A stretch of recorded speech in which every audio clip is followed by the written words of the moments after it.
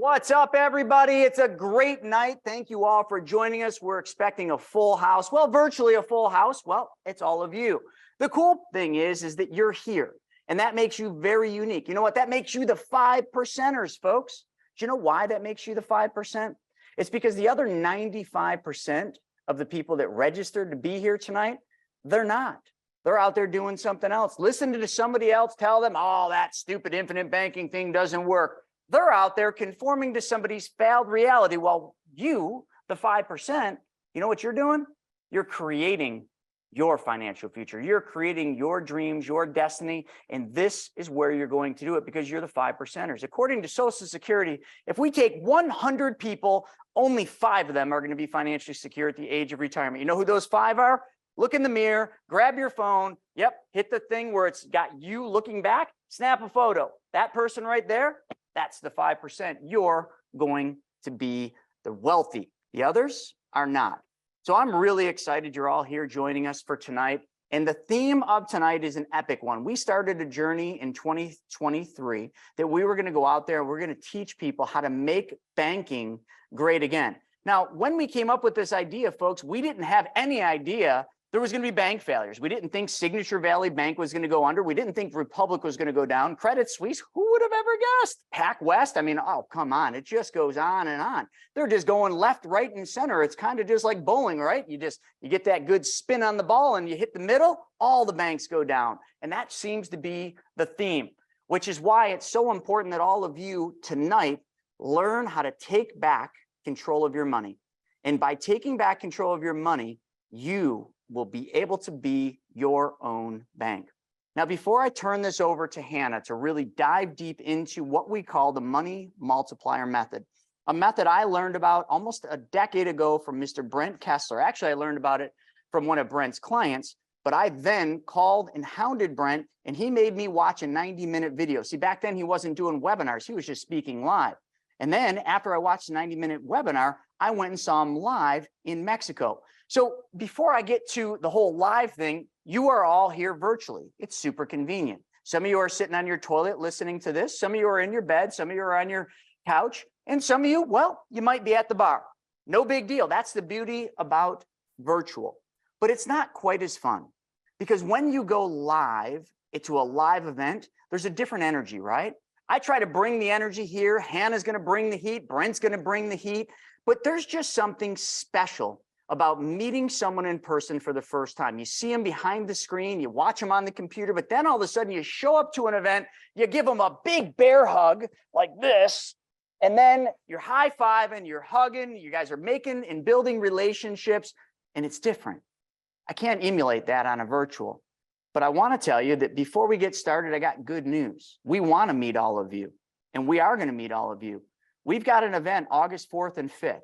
That we're going to invite every single one of you. And I've got a really special offer for all of you to come. So we're going to blow your minds tonight. We're going to teach you how to be your own bank. We're going to teach you the money multiplier method. But what we're also going to do is try to meet all of you. And we're going to try to meet all of you at an event called Money Tank. It's an epic event. I'm going to give you more details after Hannah's done. But just write these dates down right now. Please grab a pen and grab a piece of paper. Or just type it in your notepads. I'll wait. Got it? Cool. August 4th and 5th. Plenty of notice. No reason for excuses. It's far enough out. Oh, I'm getting married. Well, that's a good excuse, but you should still probably put the wedding off and show up to the Money Tank event. Just saying. Write those dates down. That's the dates you're going to block.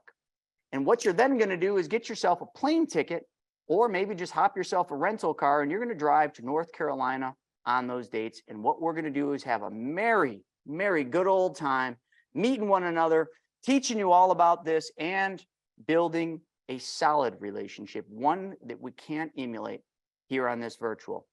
And I love it because when I speak live and when Hannah speaks live and when Brent speaks live, we've done it a lot.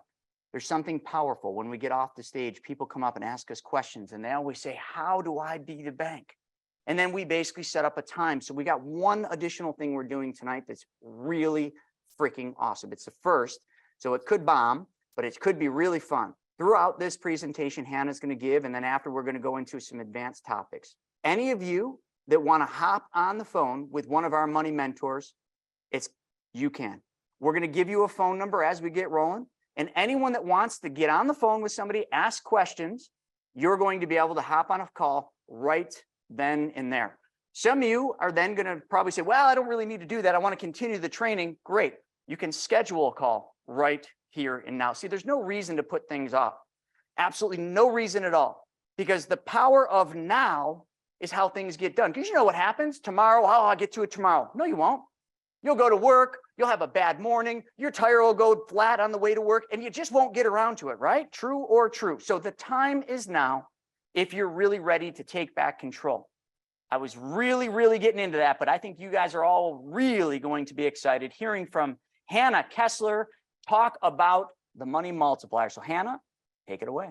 Yeah, no, I'll get into it. And let's do a little bit of housekeeping first too, before we get into it. So actually Brent is my dad. So he's going to be in the chat box. He'll be answering questions over there or answering the comments there. So we will go through questions after I'm done here today, but I will probably answer some of the questions that you already have as I go through this information. So write them down as well. Have your pencil and your pad next to you. Write them down.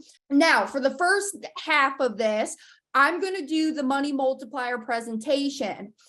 The second half of this, we're going to get into more advanced topics, building on what we're learning right now.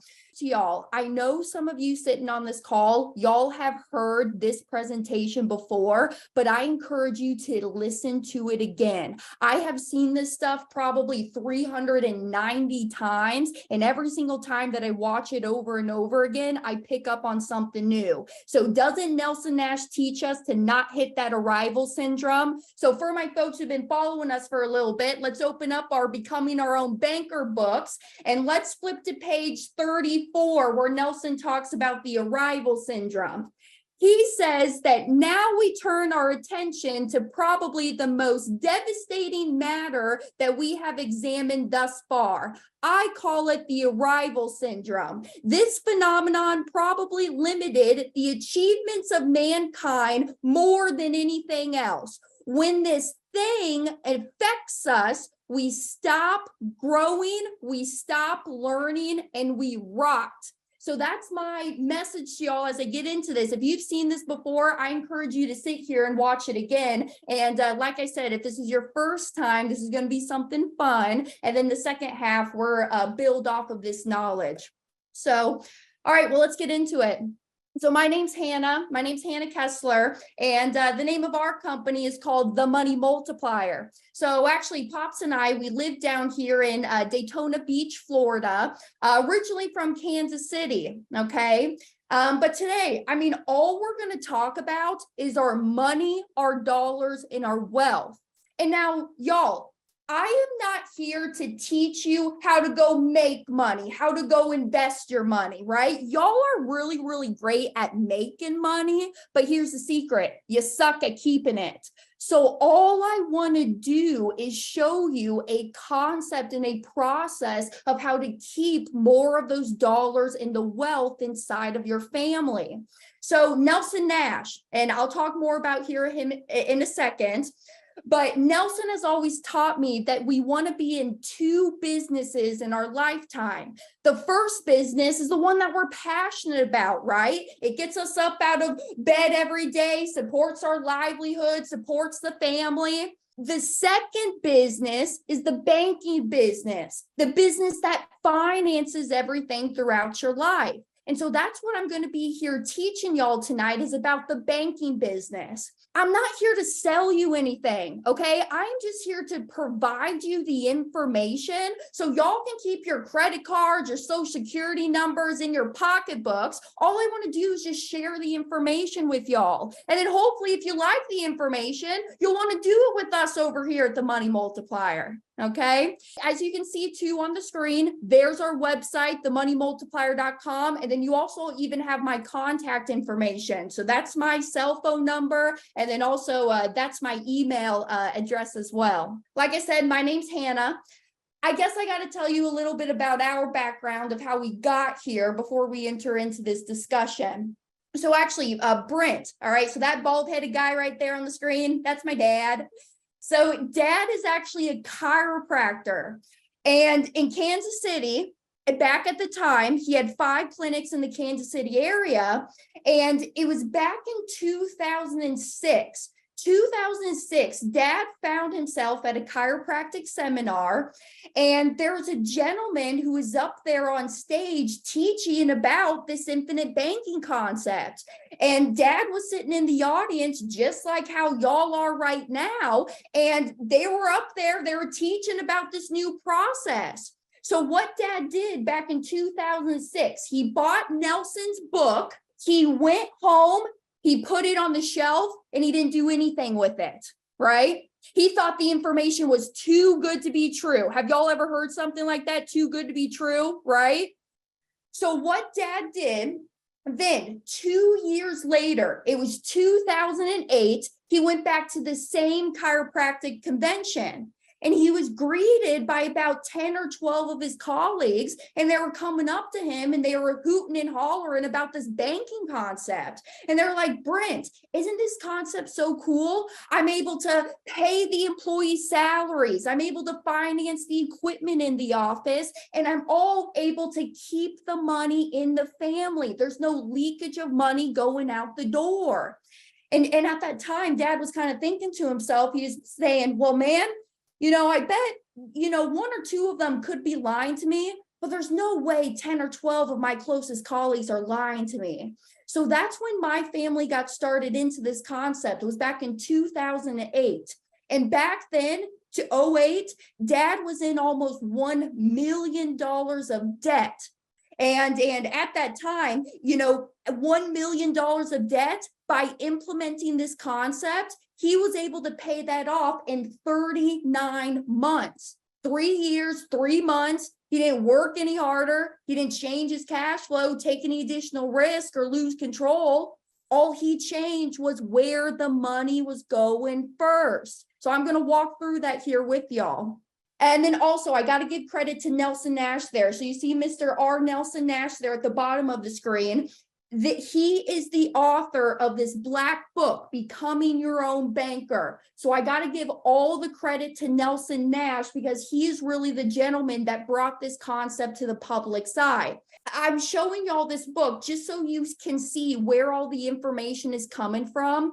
You can go on to Amazon. You can go to our website, themoneymultiplier.com. I don't care where you go get the book. I'm not in the book selling business. I just want you to have the information, okay? And then also too, if you got a little ADD like myself, it also comes with 2 hours of audio. So, okay, so that's the information. Now, here's another resource I want to give y'all. And my gift to you tonight for being on this call, there's another book as well. It's called Mapping Out the Millionaire Mystery. This is a book that Chris and my father wrote together. And this is kind of a spin-off of what Nelson Nash teaches in his book, Becoming Your Own Banker. So if you send me an email, hannah@themoneymultiplier.com, or even Brent at themoneymultiplier.com, I will send you a copy of that free ebook. Or if you like the paper copy, send me an email. I charge $3 for the shipping cost, and I'll send you a paper copy of the book. Okay, so that's another resource I would add to your wealth building library. But if I had to recommend one over the other, I would go with Nelson Nash's book, Becoming Your Own Banker, over this one, right? All right, well, let's get into it. What are we going to be talking about here tonight? Money, money, money, money. Some people got to have it. Money, right? So money is what we're going to be here talking about. For the next 6.5 hours that I have your attention here tonight, we have to agree on a definition of money, okay? So if I were to ask y'all, and go ahead and put this in the chat box, everybody. If I were to ask you what the definition of money is, what would you tell me? Go ahead and put in your answers. Good. Freedom, opportunity, store of value. It's a means of exchange, right? Isn't money nothing more than a means of exchange? All we do with money all day long is we just exchange it for the goods, products, and services that we're out there buying in life, right? Money for food, food for money, money for car, car for money, money for house, house for money. Money is nothing more than a means of exchange. So for this next hour and a half that we have here, we are going to agree that that is our definition of money. With this concept, this is a paradigm shift. This is not something that your family's doing, your friends are doing, your colleagues, your coworkers are doing with their money. This is outside of the box, unconventional thinking of how we've been taught to handle our dollars. So as I go through this, I'm going to challenge you. I'm going to challenge your mind, and I'm going to challenge the conventional thinking that you've been taught. I like this video just because it gets our mind geared into being open and receptive to new ideas and new ideologies. Just like how I opened up and I read you a passage from Nelson's book talking about the arrival syndrome. Do not hit your arrival syndrome. So let's walk through here and let's watch this little video. Hey, it's me, Dustin. Welcome back to Smarter Every Day. You've heard people say it's just like riding a bike, meaning it's really easy and you can't forget how to do it, right? But I did something. I did something that damaged my mind. It happened on the streets of Amsterdam, and I got really scared, honestly. I can't ride a bike like you can anymore. Before I show you the video of what happened, I need to tell you the backstory. Like many 6-year-olds with a MacGyver mullet, I learned how to ride a bike when I was really young. I had learned a life skill, and I was really proud of it. Everything changed, though, when my friend Barney called me 25 years later. Where I work, the welders are geniuses, and they like to play jokes on the engineers.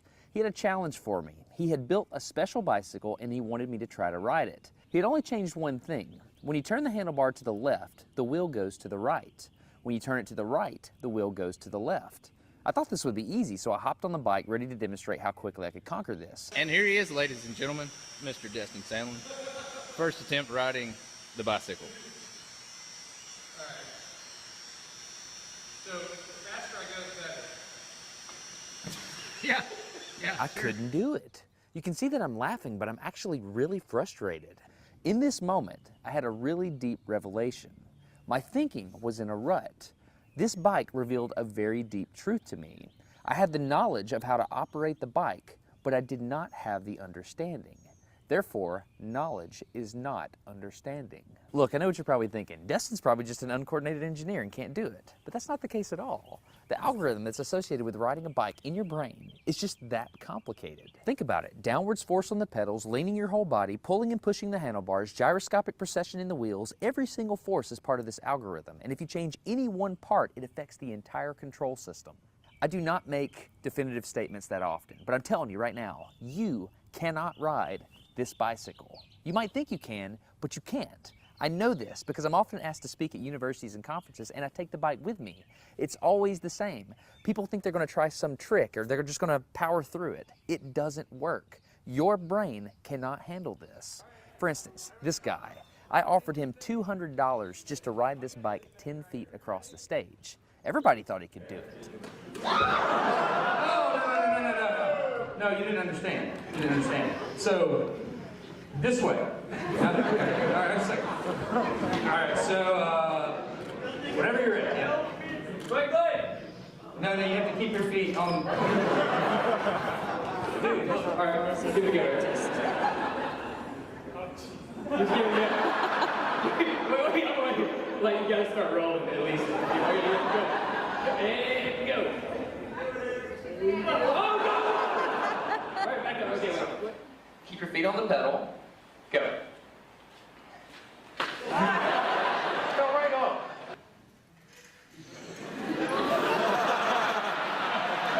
Just keep your feet on the pedals. Hands on. Yeah, come on. All right, one more time. Okay. Once you have a rigid way of thinking in your head, sometimes you cannot change that, even if you want to.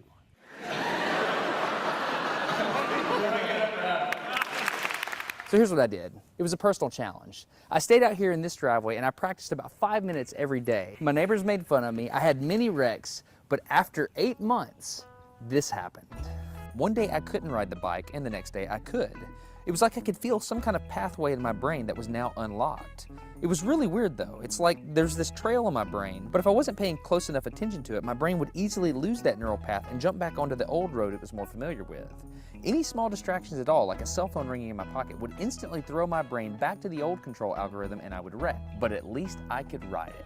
My son is the closest person to me genetically, and he's been riding a normal bike for 3 years. That's over half his life. I wanted to know how long it would take him to learn how to ride a backwards bike, so I told him if he learned how to ride a backwards bike, he could go with me to Australia and meet a real astronaut.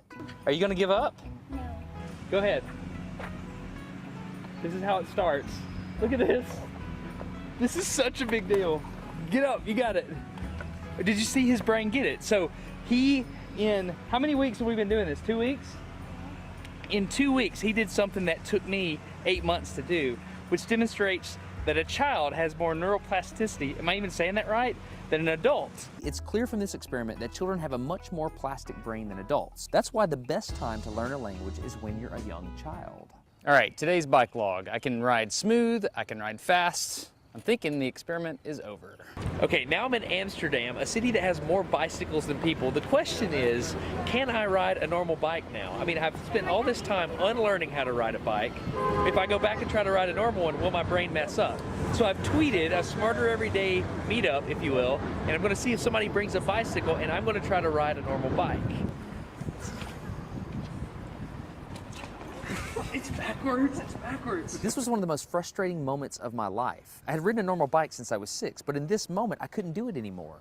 I had set out to prove that I could free my brain from a cognitive bias. But at this point, I'm pretty sure that all I proved is that I could only redesignate that bias. So what you're not seeing is just a group of people here looking at me, looking at the strange American that can't ride a bike because they think I'm dumb. But I'm actually 2 levels deep into this because I've learned and unlearned. All right. After 20 minutes of making a fool out of myself, suddenly my brain clicked back into the old algorithm. I can't explain it, but it happened in a very specific moment.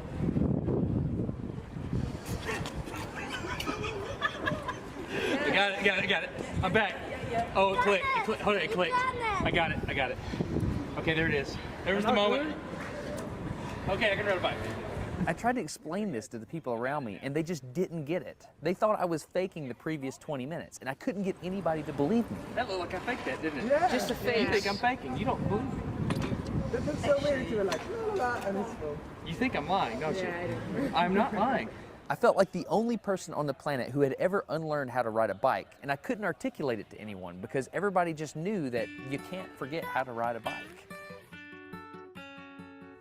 So I learned 3 things from this experiment. I learned that welders are often smarter than engineers. I learned that knowledge does not equal understanding. And I learned that truth is truth, no matter what I think about it. So be very careful how you interpret things because you're looking at the world with a bias, whether you think you are or not. I'm Destin. You're getting smarter every day. Have a good one. No, I just really like that video. I think it's a really great reminder that we are all always looking at things through a view or a lens that we've just been taught conventionally. There's a gentleman by the name of Will Rogers, all right? And actually, here's what Will Rogers says. He says, the problem in America isn't so much what people don't know, it's what they think they know that just ain't so. So again, a lot of the things that we've been taught about dollars, money, and wealth may not actually be the truth. So I encourage you, keep an open mind, write down your questions. You know what Dad has always taught me? A short pencil is better than a long memory. So let's get into it. What we're going to talk about is how does our money flow and the method to get all of our money back. And actually, y'all, before I even get done here today, I'm going to show you how I go out and I buy my cars. All right. So you know how we normally go buy cars, right? You buy it one of 3 ways. You either bank finance it, you pay cash for it, or you lease it, right? I think y'all are honest people. I don't think you stole the car. But I know I can see a few of you participants, you got a few of your cameras on. I can see a few of y'all look a little shady. No, I'm just kidding. So right, that's how we normally buy cars. So what we do is we take our dollars, we go down, let's go down to the car dealership. They have our money, they hand over the car, transaction's done. Everybody walks away. So what I do is I take my dollars, I go down to the car salesman, hand over my money, he hands me the car, but now I have a system in place to recycle and recapture all of the money that I spent on that car. Because I don't care how old you are, how much money do you have back for just the cars that you bought in your lifetime? I'll give you a hint. 0, right? So if I show you nothing more than just get all the money back for all the cars you're going to buy for the rest of your life, for you, your family, I think it's going to be a pretty cool day. So we're going to talk about the mysteries of money. We're going to talk about the machine, right? What is the machine that we're going to be using to build our wealth? We're going to talk about the mission and the marathon. Y'all, this is not a get rich quick kind of deal. This is a marathon. This is an additional step that you're adding to your financial life. We're going to talk about the millionaire and then the movement. All right, let's get into it. Let's make believe that y'all are in the market and you want to go buy a car. And right now, down at your local bank account, you got $25,000 that's sitting there in your savings account. And let's make believe that you found a really, really good bank. And this bank, they're paying you 4% on your money. Now, I know they're not, but just follow me here for a second. There's a method to my madness. So we're just going to say that you found a really, really good bank, and that bank is paying you 4% on your money. And you walk into the bank, and let's make believe I'm your banker. And you come up to me and you say, Banker Hannah, I want to go purchase a car, and I want to take that $25,000 that's sitting inside of my savings account, and I want to go pay cash for my car. And y'all kind of bump up your chest like this. You say, I want to go pay cash for my car, right? Y'all love paying cash for things. You think when you pay cash for stuff, you don't got to make any payments and you don't got to pay any interest. Do you really? Think about that. We'll come back to it. So you walk in and you say, Hannah, I want to take out that $25,000 that's sitting there in my savings account, and I want to go pay cash for my car. I tell you, no, no, no. Instead, how about I make you a loan for $25,000? I'm going to make you a loan for $25,000, and I'm going to charge you 6% interest. Now, if I have a loan outstanding, $25,000, type in the chat box, y'all, how long do we normally have a $25,000 loan outstanding for? 3 years, 4 years, 5 years, maybe? Let's go with 5 years, okay? 5 years, 60 months. Hannah, don't take out that $25,000 that's sitting in your savings account earning you 4%. Instead, I'm going to make you a loan for $25,000 and charge you 6%. And over the same equal time period of 5 years or 60 months, our bank is going to pay you more money on the dollars you have in your savings account than the 25 that you're paying us at 6%. In other words, is that a true statement? Can I make money earning 4 at the same time I'm paying 6? My simple mind is thinking, well, no. If I'm earning 4, paying 6, 4 minus 6 equals -2. That doesn't make sense. I'm losing money. Well, no. The banker told you the truth, and let's walk through it. If you were to take out that loan for $25,000 over the 60 months at 6%, your monthly payment would be $483.32 a month. Take that $483.32 times the 60 months. That means you paid $28,999 for the car. So $25,000 in principal and about $4,000 in interest. Over the same equal time period in your savings account over the 60 months, you got $30,525 over there. So here's my question. Is this $30,525? Is this a larger number than the $28,999? Or do y'all do math differently than I do down here in Florida? It's a bigger number, right? Well, why is it a bigger number? What's going on? Anybody have any ideas of what's going on? I'll tell you. Inside of your savings account, this is on an increasing balance. Your loan payment, this is on a decreasing balance. So one's going down, the other one's going up, but our minds aren't programmed to think that way. So with this short, simple exercise, I just wanted to prove to you that you can make money all day long, earning at 4 at the same time you're paying 6. Do the math. If you're earning at 10 and you're paying at 20, math still works the same. Why are these numbers important though? Let's talk about the machine. What is the machine that we're going to be using to build our wealth? The machine we're using is a specifically engineered whole life insurance policy in a mutual company that pays dividends. Now, I wish y'all could be sitting here where I'm at, looking at all of y'all and seeing all of your faces, because I get it.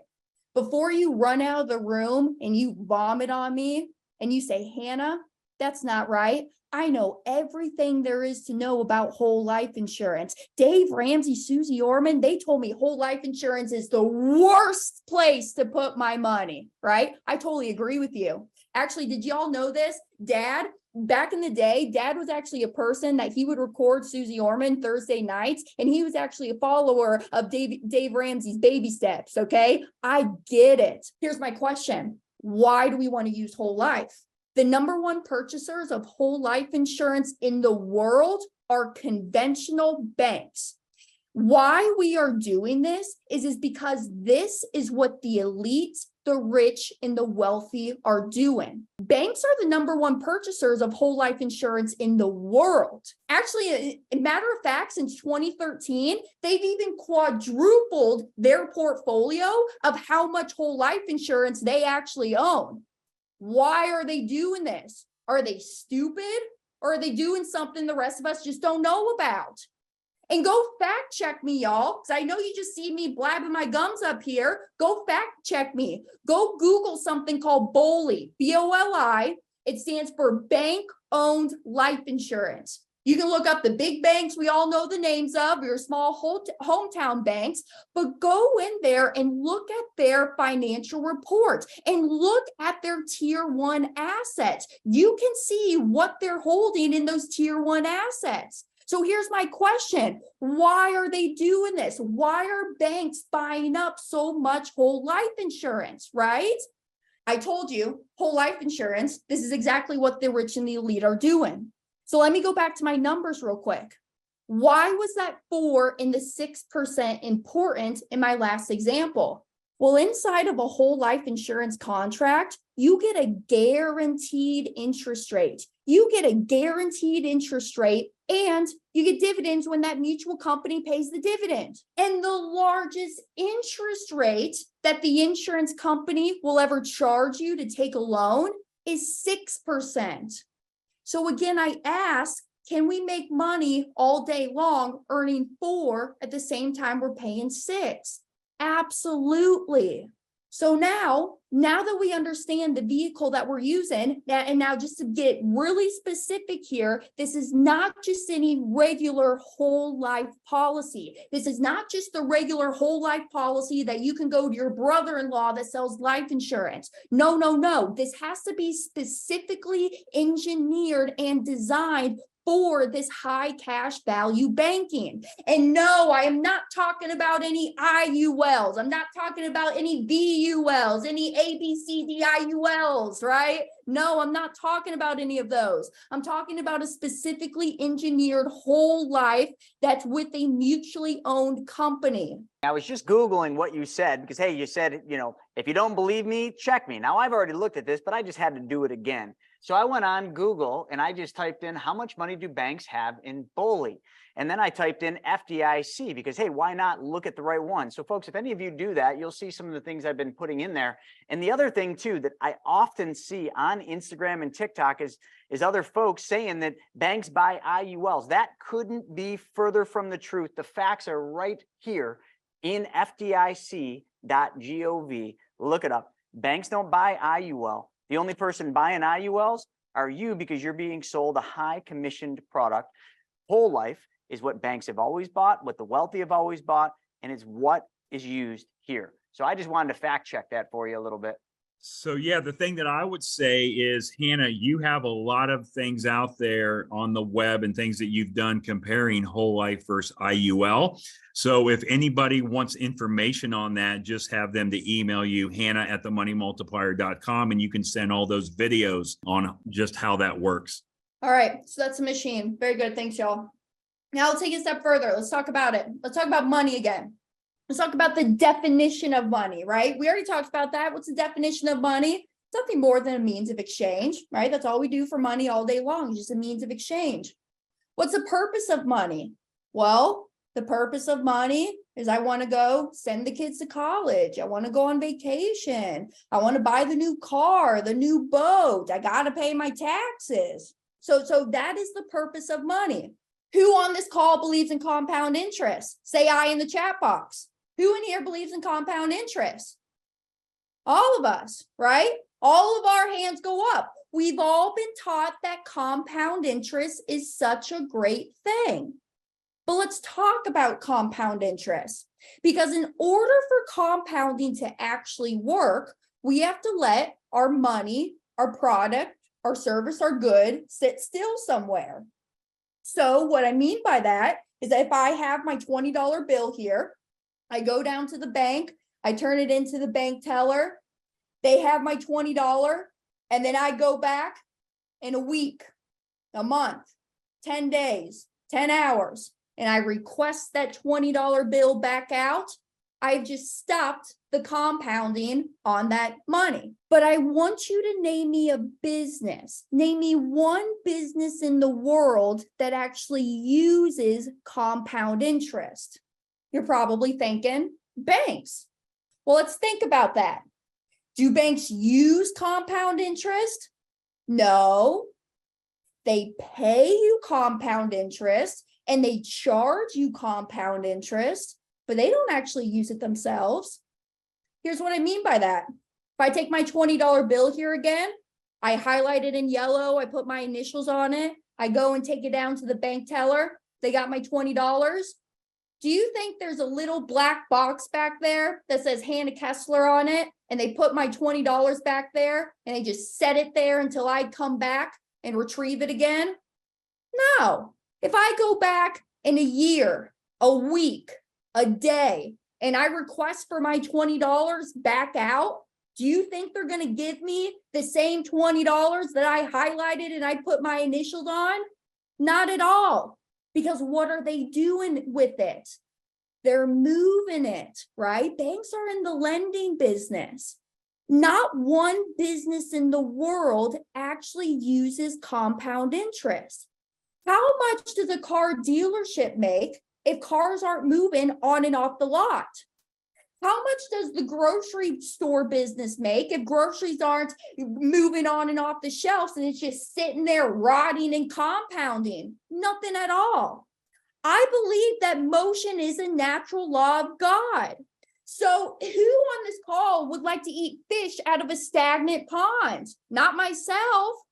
So don't you think it's a little strange that all of these big major institutes, banks, Wall Street, mutual companies, they all tell us to park our money there with them, but they don't actually do it themselves? Isn't that a little strange? Just want you to see what's going on. Let's take a step deeper. Let's talk about what you're doing with your money right now. Who on this call has an IRA or a 401k? Most of us, right? And now I'm not talking, I know for my folks out there in the real estate world, y'all are using your self-directed accounts for some maybe rhyme or reason. But these are for my IRA or 401k folks.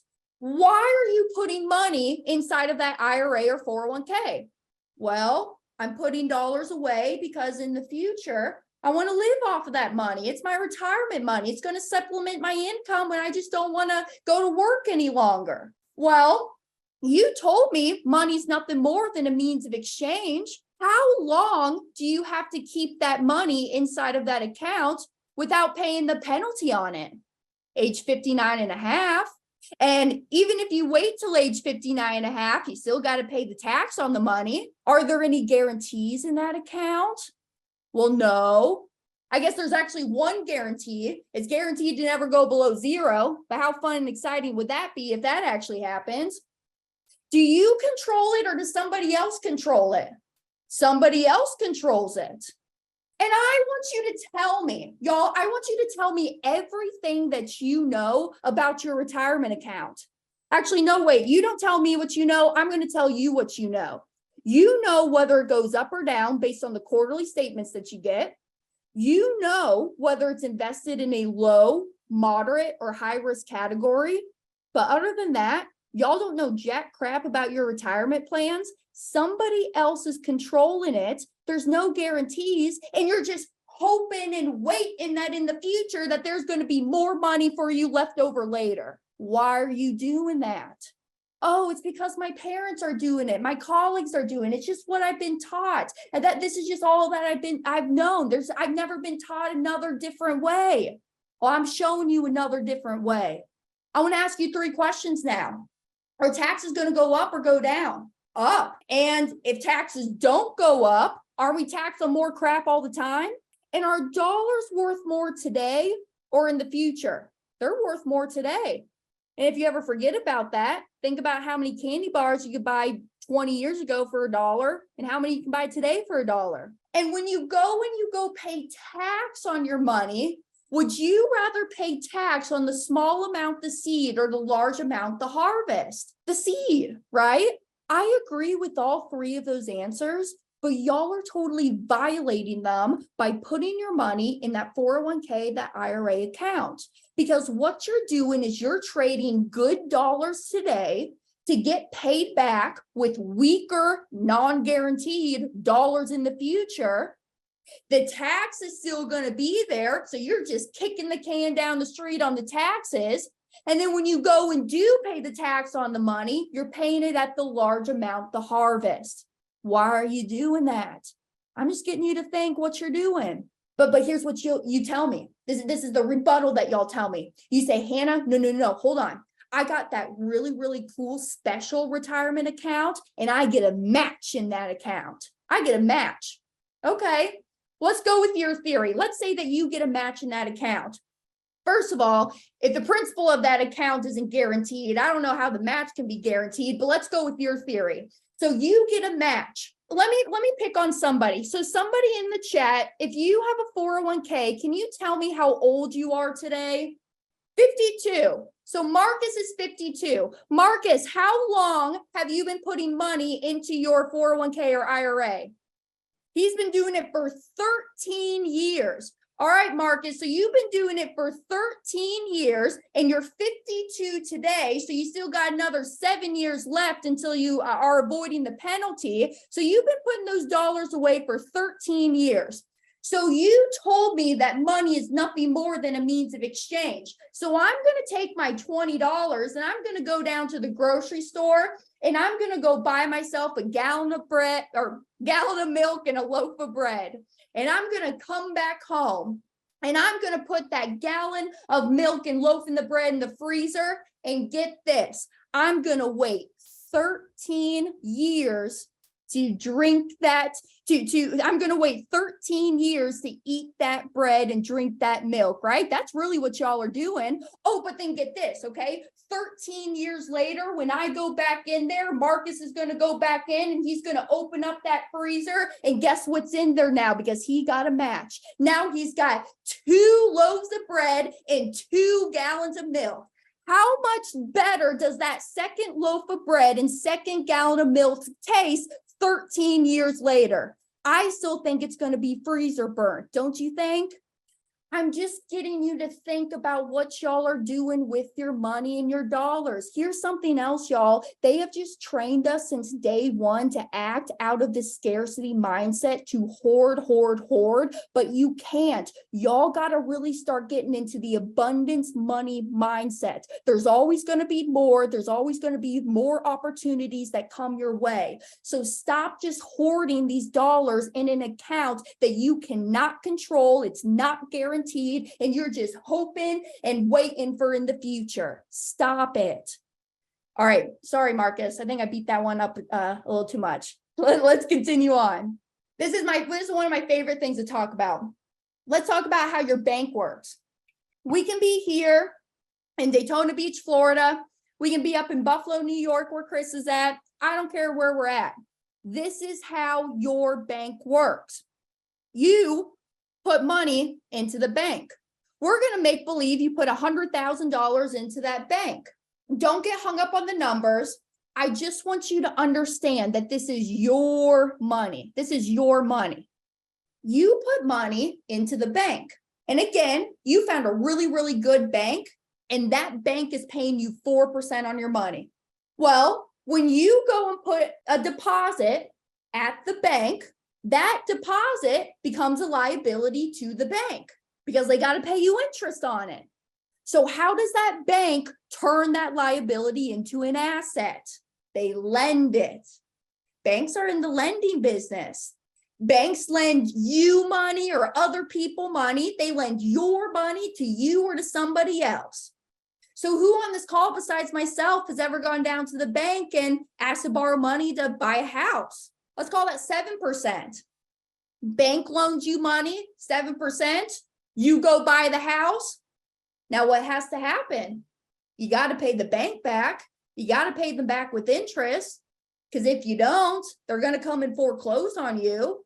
Who besides myself has ever gone down and asked to borrow money to buy a car? Let's call it 8%. Bank loans you money at 8. You go buy the car. You got to pay the bank back. Got to pay them back with interest. Or they're going to come and repo that thing right off your lot. How about like a home remodel? We want new kitchen countertops, maybe a swimming pool in the backyard. I actually just updated my master bedroom and bathroom. It looks pretty nice, I'll tell you. So, right, I had to go pay all my contractors. So get a loan from the bank, go do the home remodel, money goes back into the bank.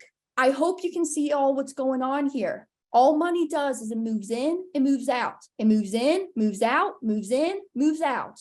Lastly, let's do a debt consolidation. Let's go and just pay off all of the credit cards. Let's call it 12%. Money goes back into the bank. Now for my East Coasters, I know it's getting here to about 7 o'clock, and I know math isn't everybody's favorite subject, but we're going to do a little bit of math, but I promise I'm going to keep this very, very easy. Because what I want to see is I want to see how well we did compared to how well the bank did. Because we found a really, really good bank. That bank's paying us 4% on our money. So in the first transaction of the house, bank made 7, you made 4. 7 minus 4 equals 3. In the car transaction, the bank made 8, you made 4. 8 minus 4 equals 4. In the home remodel, bank made 9, you made 4. 9 minus 4 equals 5. And then the debt consolidation, the bank made 12, you made 4, 12 minus 4 equals 8. If you add all of that up, bankers made 20% and you made 4%. How much more did the bank make than you? Y'all are probably thinking 16%, Hannah, right? Because 20 minus 4 equals 16?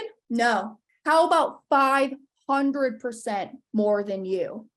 Because doesn't 4 go into 20 5 times? Banks are making no less than 400 to 1,300% annually on the money that you leave there with them. And here's my question too. How much risk is the bank taking in doing all of these transactions? Not a lot, because whose money are they using? They're using your money. Now, I do agree, interest rate offsets the risk, but if you're too high of a risky borrower anyways, is that banker even going to give you a loan? No. So all I'm saying is that y'all are already doing this in your life. You're buying houses, you're buying cars, you're doing home remodels, and you're using credit cards. So how about you just be the banker in your own life and you make all this interest and profits instead of the bankers making it on you?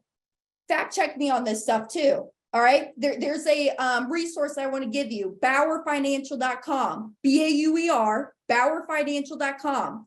You could bring up the big banks or the small banks, go out there and find their annual report. I challenge y'all to do this. Actually, prior to COVID, So dad's been teaching this stuff since 2012, going on now 11 years that he's been traveling around and teaching this stuff. He was a consumer of it in 2008, started teaching it in 2012. Ever since then, and even prior to COVID, we were teaching at anywhere from 50 to 70 live events a year. And I ask every single audience this: go out there and go find me a bank that makes less than 400% annually on the money that you leave there with them. And I challenge you, go find me one. And if you find one, you owe it to me to call me up and tell me, and I will change this presentation and I will give you the credit for it. It hasn't happened yet. And if you kind of think about it, it just makes sense, right? Because I don't care where we're at. Let's make believe we're here in Daytona Beach. We drive into the main section of town. There's a main intersection in town, and there's 4 corners on that intersection. On one of those 4 corners, what is one of the properties? No, it's not Starbucks. It's a bank. And our banks on the bad landscaping, bad architecture, bad property. No, not at all. Banks are really the nicest buildings in town, aren't they? And a matter of fact, in some banks, if you go in, they'll even give you stuff. A bank in our town, if you walk in on a certain day of the week, they will give you wine. That bank will give you wine. And that's why Mom could not be on this call today joining us, because she went to the bank 5 times yesterday. So she's in bed hungover. All right, just kidding, Dad. Don't tell her I said that. But it makes sense, y'all. Who is paying for all this stuff? We, the depositors, are paying for all this stuff. So all I'm saying is I just want to be the banker in my own life. Okay, there's the resource, BauerFinancial.com. Go look it up. Your real estate business lives and dies by the network and the connections that you make. I mean, after all, your network, well, it's your net worth. That's what you always heard, right? If that's an area where you desire improvement, well, Private Money Club, it's for you. PMC saves you precious time and money by bringing the real estate world, well, right to you, right in the palm of your hand. So get in on the action like so many others have by going to privatemoneyclub.com and sign up. I told you from the get-go, I told you I'm going to show you how I go buy my cars. I actually just did this. Back in 2021, I used this system to go buy myself a conversion van. Have y'all seen those things? Like the Mercedes Sprinter vans, that they convert the back of it to the RV living style. So I bought myself one of those vans, and I did it all through this system. And I'm now recycling and recapturing all of that money back to me. Later on this year, I'm going to go buy myself that new Bronco, and I'm going to do the same exact thing with this. So let's recap. What is the machine that we're using? The machine that we're using is a specifically engineered whole life policy designed for this high cash value banking. So with this, there comes premiums. There comes premiums, which what I like to call are deposits. All right, here is where the paradigm shift starts to happen. When I think of premiums, they are deposits. Why I call them deposits is because as soon as you make that premium deposit into that policy, you have a cash value in there that you can take out and start using immediately. My definition of immediately is within 30 days. So if I know I put money inside of an account that I own, I control, and have immediate liquidity to it, is it treated more as a payment or a deposit? I think deposit. And what word do y'all like better? Deposit, hopefully. So there's premium deposits that go into this policy. There is age and death benefit on this policy. You'll notice here that age and death benefit are grayed out because age and death benefit do not matter. Now, I know that I said that, but there's a few analyticals on this call, and I got to cover age and death benefit, or you are not going to pick up anything else that I say moving forward. So let's cover age and death benefit quickly here. Let's make believe that we have 3 individuals, age 20, 40, and 60, all in the same equal health. They have a $20 bill in their pocket. They walk in to the grocery store. Who between those 3 individuals is going to be able to buy the most amount of groceries with their $20? All of them. Doesn't matter how good you look, how bad you smell, color of your skin, language that you speak. Same $20 is going to buy you the same amount of groceries. Now let's take the same individuals, 20, 40, and 60, all in the same equal health. We walk across the street to the life insurance store. Who between them is going to be able to buy the most amount of death benefit with their $20? The younger one. It just makes sense. But I am not here talking to you about death benefit. I am here talking to you about the cash that's inside of that policy. And I really want to drive this one home because I'm going to get done here and somebody's going to come up and say, Hannah, that stuff was really, really cool, but I am just too old to do this. No, you're not. You're not too old. Just because you're older means you're going to have a lower death benefit compared to somebody like me in their 20s.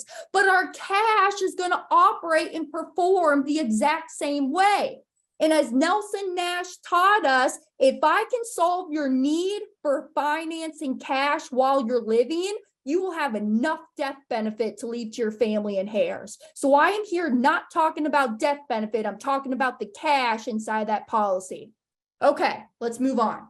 In this example, this gentleman said, Hannah, I want to open up my policy and I want to put $10,000 a year inside of my policy. You do not have to do $10,000 a year inside of your policy. This is a number that he chose that he wanted to do. You get to determine that policy premium that you want to do. If $10,000 is too large, shave off a 0. If $10,000 is too easy, add a 0. I don't care what you do as your policy premium. You tell me what you want to do. When I started my first policy, I started off at $400 a month is what I was doing. So you get to determine what you want to put into that policy as your premium deposits.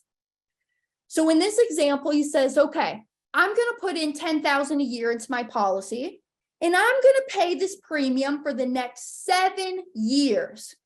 In real life, you will quickly understand why you never want to stop paying that premium. But I'm showing this just to isolate this car purchase here. So he's putting in his $10,000 of his premium deposits. In year 4 is he's going to take out and take out some cash to go buy a car. Another thing, I would never have you wait until year 4 to start using the cash that's inside of your policy. You have cash value that's made inside of your policy immediately. What's my definition of immediately? Within 30 days. Again, I'm just doing this to isolate the car purchase. So in year 4, he says, okay, I need a new car. I'm in the car market. So he takes out his $25,000 to go purchase his car. Where does he find this $25,000? He pulls it from the cash value that's sitting inside of his policy. He takes the $25,000, he goes down to the dealership, hands over the money, salesman hands him the car, everybody walks away, transaction's done. Because you borrowed from yourself and your bank, don't you think it's a good idea that you should pay yourself back and pay yourself back with interest? I think so. Have we always been taught to pay ourselves back? Yes. Do we ever do it? No. Let alone with interest? No. So treat your money just how you treat the bank's money. If you don't, all you're saying is your money is not as valuable as the banker's money. And that's just simply not the truth. So pay yourself back and pay yourself back with interest. Money flows and grows to where it's respected. So respect your dollar. I took out the 25. I went and purchased my car. I now have my car. I am going to play honest banker. And I'm going to pay myself back $500 a month or $6,000 a year for the next 5 years. Let's see now what we've just done. So he's paid himself back. He paid himself back the 25 of principal plus an extra 5,000 in interest for a total of 30,000. Let's see what happened from year 1 to year 8. You put in the 70 as his premiums deposits, plus he put back 30 for the car purchase. So for a total of 100. However, we did take out 25 to go purchase the car. So 100 went in, we took out 25. So our true total net injection is 75,000. And we're sitting here in year 8 with 73,226 inside of that policy as cash value. If you take 73,226 and divide it into 75,000, you just got back 97 cents for every dollar that you just spent on that car. How much money do you have for all the cars you bought up to this point in your life? I think that's pretty cool. 97 cents. Hannah, this isn't making sense. I don't get it. Why is it growing? I thought I took out the money. Why is it still growing? Here's what's going on. Inside of that policy, why we're doing this is because when you start to funnel and run your dollars through the policy, and now it hits that account, it's now in an environment where it's growing and compounding uninterrupted compounding interest. So do you remember on the forefront when I asked y'all and I said, hey, you guys are really loud and proud to go pay cash for things? This is what I'm talking about. When you go pay cash for stuff, let's make believe this 25,000 was sitting in just a regular savings account. That 25 was sitting in the savings account and you went and you paid cash for that car. So you just handed over the 25,000. Well, that money is gone. It's left your hands. It's left your family forever. And in order to get that 25,000 back inside of your pocket, earning you interest again, you got to go work for it. You got to go earn it somehow. So why we're funneling the money through the policy first is we're never losing that compounding uninterrupted growth on the capital inside of that policy. This is what's called the opportunity cost of your money and is a very, very important subject to study and understand. Let's continue on because you've been driving that car wears out. Or maybe it was mama that was driving and dad was walking. And so now it's dad's time to go purchase his car. In year 9, we need a new car. We take out 25,000. We want to go purchase a new car. Where does this 25,000 come from? It comes from the cash value inside of that policy. So we take out the 25,000 to go buy our next car. There are no more premium deposits that we're putting into that policy any longer. No more premiums. So now we go take our money down, hand over the dollars. They hand us the car. Transaction's done. Let's play honest banker. Pay yourself back with interest. If you don't, you're just saying the banker's money is more valuable than your money. So what we're doing from year 9 to year 13, you put in no more premium deposits.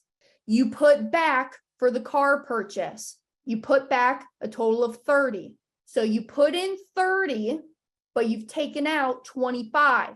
So our true total net injection is 5,000, but we're sitting here in year 13 with 95,000 and some change as cash value inside of the policy. That is a $5,000 net injection with over a $22,000 plus growth on the cash just inside of the policy. Do you see why Albert Einstein says, hey, compounding interest, it's the 8th wonder of the world. Those who understand it, earn it, and those who don't, pay it. That's all I'm doing here is I'm just earning this uninterrupted compounding interest. And let me ask you something. How fast has 13 years gone in your life? For my folks sitting on this call who's 60 years old, didn't it just seem like yesterday when you're just 47? How about my folks who are 50 years old? Didn't it just seem like yesterday when you were 37? Time goes by pretty quick. Is there anything stupid, ridiculous, or idiotic that I'm doing here inside of this policy and using it for this way? No, I just bought a stupid ass life insurance policy and I'm using it to buy the cars. Y'all were going to go buy the cars anyways. I'm just doing it a better way because I know of a better way. Oh, Hannah, that was not right. That was not nice. Why did you use the word ass? Well, because I can see a few of you, some of y'all are texting, a few of you are snoozing, one of y'all is putting the dishes away and another one is burping the baby. So after I said that, y'all are back with me again. So hello, welcome to class. I'm glad that y'all are here and joining me because here's what I'm saying. Here is time to wake up. If you've been sleeping up to this point, here's the time to wake up now. Let's just see what happened over these 13 years. You put in $70,000 as your premium deposit, plus you put back 30, plus another 30. So for a total of 130 that you put in, you took out 25 for the first car and you taken out 25 for the second car. So you put in a total of 130 and you've taken out 50. 130 goes in, takes out 50. 130 minus 50 is 80,000. We put in a total of an $80,000 net injection into this policy. And we have sitting here $95,000 of cash value inside of that policy. How much did it really cost me to buy, drive, and own these cars? My mind is thinking, well, hey, I think I made a little bit of money. Well, no, I can't sit here and tell you that it costs you nothing to buy, drive, and own these cars because you had to start this concept. You had to start your policy. In year one, when you put in that full premium, you don't have access to that same dollar quite yet. But are you in this for the short term or the long term? Y'all tell me long term, but you tend to get hung up in short term thinking. So this is what I'm talking about when you're adding the additional step into your life. Now get this. I have $95,000 as cash value inside of my policy, but guess what else I have? I got two cars. I got this car right here and I got my other car right here that I've been driving. It sits in the driveway. I can donate it. I can sell it. I can do whatever I want with it. I got both of the cars and I got all the money back that I spent on those cars. Is that cool or cool? But here's the rules though. You got to pay yourself first. Here's something I want you to practically start doing today. Pay yourself first. And what I mean by that, those are your premium deposits that you put into your policy. Chris has been on here and Chris teaches us about Ray Dalio's teachings, right? Ray Dalio has taught us that we should be saving at least 10% of our income. We should be saving 10% of our income. I tell myself 10 to 30%, but I tell y'all 10%. And that 10% is what I'm putting into my policy premium and starting my policies. Then you got to pay yourself back and pay yourself back with interest. Treat your money just how you treat the banker's money. And then rule number 3, recycle and recapture those dollars. Now, I showed this with the car. If this works with the car, what else can it work for? Can it work for a bicycle, an airline ticket, our taxes? Let me show you this. Instead of this being a $10,000 premium deposit, let's say this is a $1,000 premium deposit, and this is a $2,500 MacBook computer. What happens to the numbers? They're just lower. But does the concept still work the same? Absolutely. How about this is a $100,000 premium deposit, and this is a $250,000 house? What happens to the numbers? They just get bigger. That's all it is. It's just this is just a larger number now. I did this same exact thing when I was 18 years old and I got my first policy. That was actually my first ever purchase. This MacBook computer that I'm talking to y'all on tonight, this was my first ever purchase back then. And I bought it with my policies and I was able to recycle and recapture all of that money back. Now, how about this, y'all? What about for my investors out there? And actually, this is what Chris will be going into here in just a little bit. But what about, instead of this being a $25,000 car, this is a $25,000 private lending deal. And instead of me paying myself back $500 a month or $6,000 a year. My borrower is paying me back that $500 a month or $6,000 a year. Oh, now we're getting really fun with this. Y'all, I don't care what it is or what you're using these dollars for. You can use the cash value inside the policy for literally anything. Taxes. Every year, this is how I pay my annual tax bill. Charitable giving. Ooh, Hannah, that's not right. God does not want me to get my charitable giving back. Well, if God did not want you to get your charitable giving back, he would not have you be sitting on this call, listening and learning how to get it all back. Do you know any poor people adding on any wings to any churches? Neither do I. All I'm doing is I am just adding this one additional step into my financial life. Sun goes up, sun goes down. Life still goes on. I'm just using this as the place to store and park my capital. Okay. Rule number 1, pay yourself first.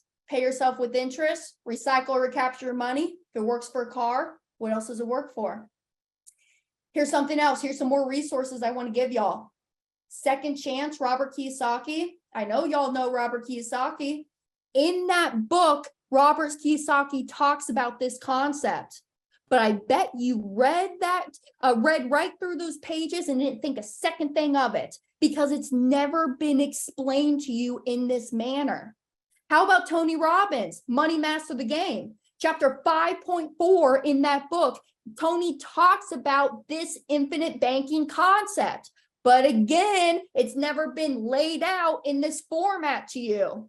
There's another one too. Larry Steinhaus, some of y'all know Steinhaus. Chapter 13 of his book, he talks about this concept as well. And I'll give a quick little shout out to Larry Steinhaus. Go give him a follow in his stuff that he's doing. So y'all, this stuff has been out there. This concept is nothing new. It has been around longer than even our tax code's even been here. Our tax code's only been here since 1913. There's so many things that you can do inside of this vehicle that you cannot do on any other vehicle on this planet. So I'm not reinventing the wheel. This concept's been around for over 200 years. I'm not going to reinvent the wheel or invent something new. I'm just going to mimic and imitate exactly what the elite and the wealthy are doing. I'm just going to follow in their footsteps. And Dad has kind of taught me this quote. It's a quote by Rick Warren. Rick Warren says, life is like a marathon. It doesn't matter how you start. It only matters how you finish. This is the game of life. Now this is called the money multiplier map. This is the last little segment that I'm going to go through until I throw the mic back to Chris. But this is really cool. Do you remember how on the forefront I told you that my dad was in almost $1 million of debt?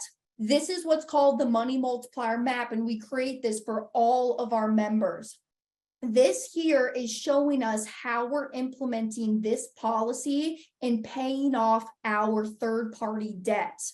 Now, I'm not using Dad's example because we really would be here for the next 6.5 hours. It would just take way too long. But I'm using another real-life example.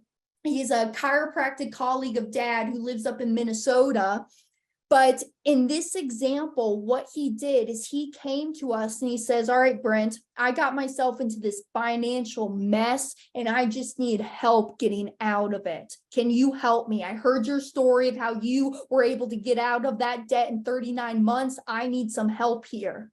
What I have here is I have all of these 13 third-party debts. So if you see here, you got Discover, Chase, Amex, Barclays, Lowe's, Nordstrom's, Wells Fargo, private loan, BMW, West Marine condo, and a house. So he's got all of this third-party debt. And if you add up this third-party debt from left to right, he has over $469,000 of outstanding debt. But I want to underpromise and overdeliver. Take out your pen. And right, he owes $450,000 of outstanding debt. I'm going to put in $25,000 a year inside of my policy premium. Again, this is a number that he chose. 25 is too large to swallow. Shave off a 0, do 2,500. You could do monthly premiums, you could do quarterly premiums, twice a year, or annual deposits. You get to pick the amount and you get to pick the mode of what you want to do. So he says, okay, I'm going to put $25,000 into my policy premium. In traditional sense, if he were to just take that $25,000 and he were to just go directly to pay off the debt, how long is it going to take him to pay off that $450,000 of debt if he just chunks away $25,000 a year at it? Well, if I do my math, 25,000, if I divide that into 450, it's going to take me 18 years. 18 years to clear off all of this debt if I do it the traditional way. So let's see what happens if we just use the policy instead, just incorporating this one simple step. So he puts in his 25,000 of his premium deposits. On the left, you can see policy months, it's just time. And right here, you got your premium deposits. He puts in his premium deposit of 25,000. Immediately, how soon is immediately? Within 30 days, he's got access to 14 and some change that he can use. What he's going to do is he's going to take that 14.3 and he's going to pay off Discover. He's going to pay off Chase, pay off Amex, pay off Barclays, and pay Lowe's down from 9,500 to 7,600. So now what he's going to do is he's going to take his monthly payments of what he was paying to those 4 credit cards, and he's just going to pay himself back. He's just redirecting those payments because now those credit card people, they're happy. They're not knocking at his door anymore. So all he's going to do is redirect that monthly payment that he was sending to them, and he's just going to pivot it and start to pay himself back now. Are we working any harder by doing this? No. Changing our cash flow? No. So what he's going to do now is he's going to pay himself back $788 a month for the next 12 months. Notice how we didn't add Lowe's yet because we didn't pay Lowe's off yet. We just paid Lowe's down. That's why we didn't add Lowe's. 12 months has gone by. The sun goes up, the sun goes down, life still goes on. Let's get into year 2. Year 2 rolls around and he goes out to his mailbox and he sees that, all right, my premium deposit is coming due. I'm going to put in another 25,000. So he takes his 25,000 that he puts in. He's got immediately 14.8 he can use. See how it goes up each and every year? What did I tell you? Why is that happening? It's the uninterrupted compounding. So he takes that 14.8 and he adds it to what he was paying himself back last year. So now he's got a total of 24,000 that he's going to use to pay off more debt. He takes the 24, he pays off Lowe's, he pays off Nordstrom's, pays off Wells Fargo, and he pays BMW down from 17,000 down to 15,000. What he does is he takes what he was paying to Lowe's, Nordstrom's, Wells Fargo, he adds it to the 788 that he was paying himself back last year. So for a total of $1,622 a month is what he's paying himself back. Working any harder, taking any additional risk, or losing control.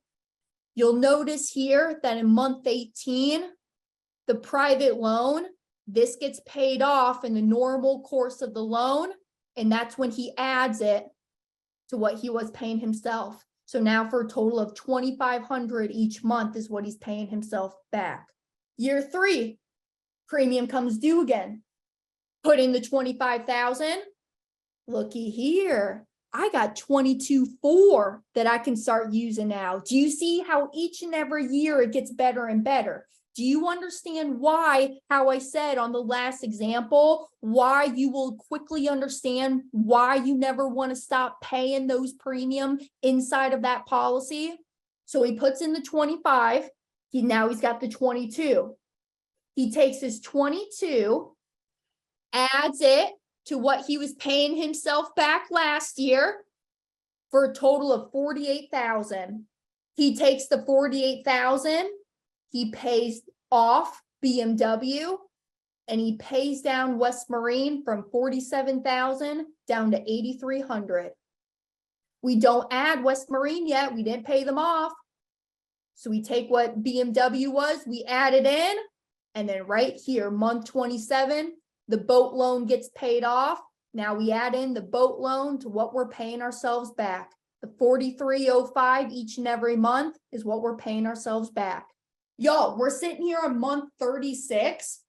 He's paid off all of the debt up to the point. Now he's just got the condo and the house. I think we're a little ahead of schedule, because how long did I say that it was going to take us to do all this? 18 years. We're coming in here into year 4, month 37 now. Year 4 rolls around.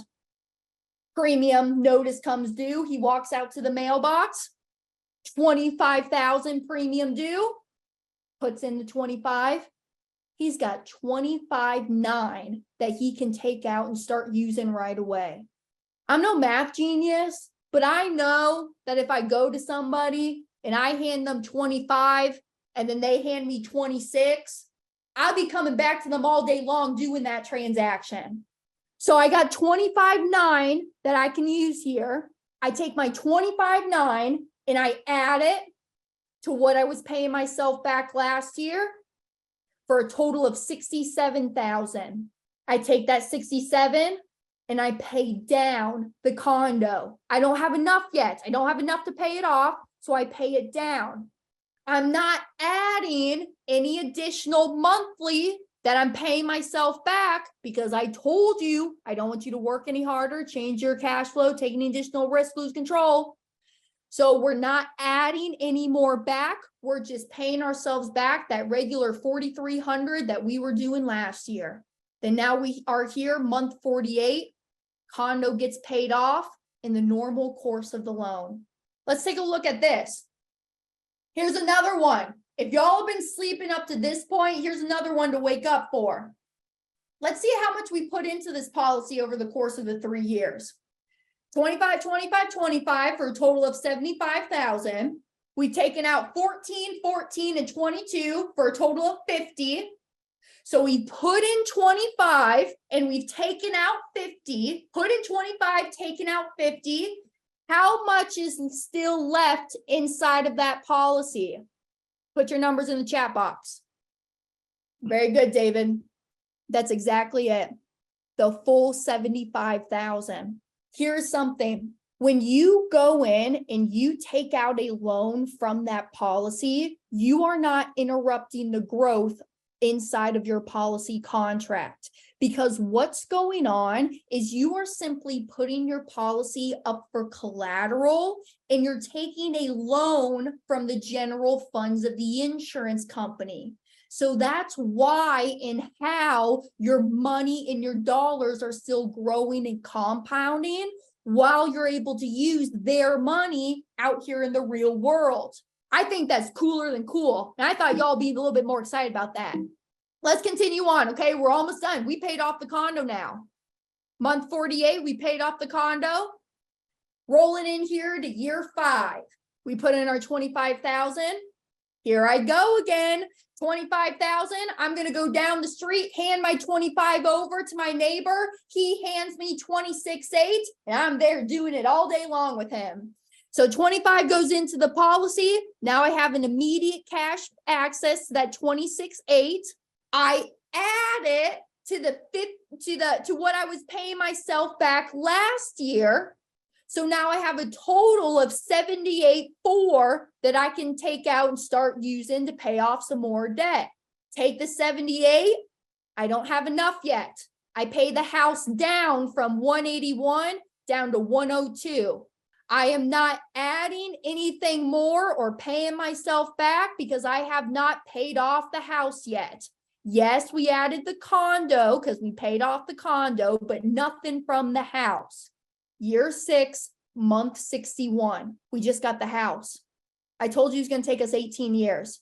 Hasn't taken us 18, hasn't taken us 15, hasn't taken us 10, taken us just a little over 5 years and 1 month. So look at this. Premium comes due again. 10,000. Hannah, I thought we were supposed to be doing 25,000. Why does it say 10,000 there? I was ready to do another 25. Let me explain to you. Inside of these policy contracts, there's two moving parts that come together to make that full premium that you're putting inside of that policy. Now, this is something that you don't really have to know, but for my analyticals out there who like to know all the intricate works, this is for you, okay? There are two moving parts that come together that make your policy premium. There's what's called the base premium and what's called the paid up additions rider premium. If you've ever seen the space shuttle take off into space, this is the best analogy that I can think of to explain this. But think of like the base of the shuttle. Think of that as your base premium. Your base of the shuttle is the base premium, and you got the two booster rockets on the side. The two booster rockets, those are your paid up addition riders. And the reason that they're on that rocket ship is because that's what gets the rocket ship out of the sky and out of the atmosphere. So same thing with the policies. Those paid up addition riders, they're booster rockets. That is what's getting us our early years cash values out of this policy.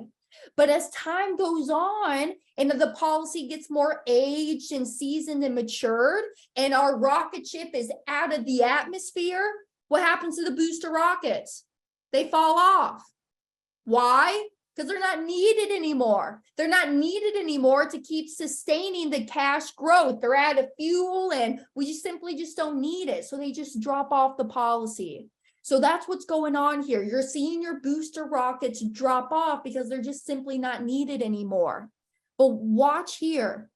You put in 10,000 as that premium deposit, you immediately have 13,000 that you could take out and start using. I'm no math genius, but if I put 10 bucks into something and I'm able to take out $13, that's a 30% growth on my money. How much of your money do you want growing at 30%? So I got my 13,000 that I can use, but looky here. He also starts a second policy. He starts a second policy, a separate branch office of your bank. The bank that you do business with, is there just one office or are there multiple locations and multiple offices? There's multiple branch offices. So do you think you can have multiple offices of your bank? Absolutely. So he's opening up his second bank and he's going to put 25,000 into it. He puts in his 25,000 into that policy. He's immediately got his 14 and some change he can use again. He's going to take the 14 plus the 13 plus what he was paying himself back last year for a total of 93,000. He takes the 93 and he goes and he pays off the house. Everything is paid off. We're sitting in here in month 61 and everything is done. Can you see why and how now that my dad was able to pay off all of that debt in 39 months? Dad just went faster with this stuff. When y'all start to understand my father, you'll quickly understand it's a lot easier for him to go 100 miles an hour than it is to go like 10 miles an hour. So how fast or how slow you go with this is totally up to you.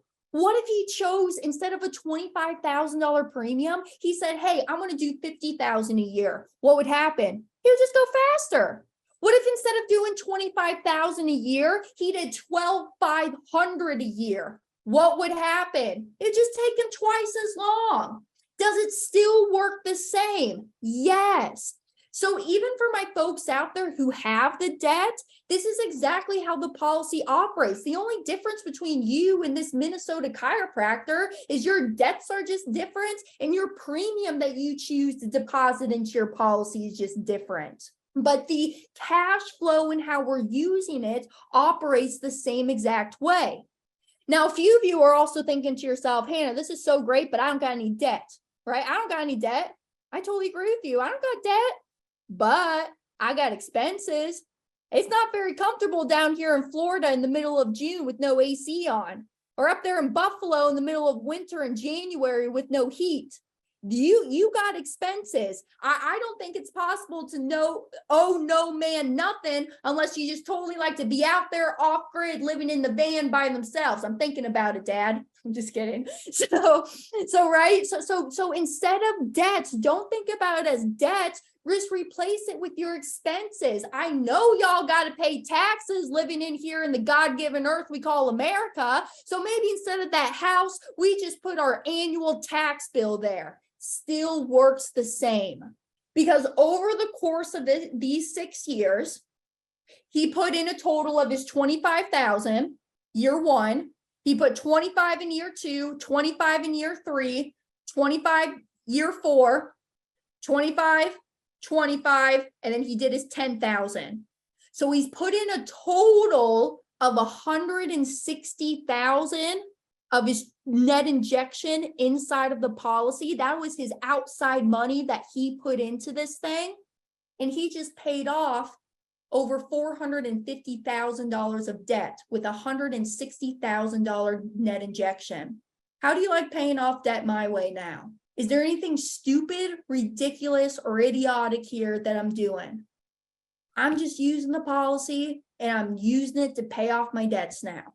So y'all, you're probably thinking to yourself, Hannah, okay, so this stuff is pretty cool. I understand why your father thought it was too good to be true. I mean, who else is out there doing this? This is actually an article that was posted on ESPN. Dad actually found this article. We were out in Denver, Colorado. We were about to go up and teach on this concept. And Dad was checking the sports scores.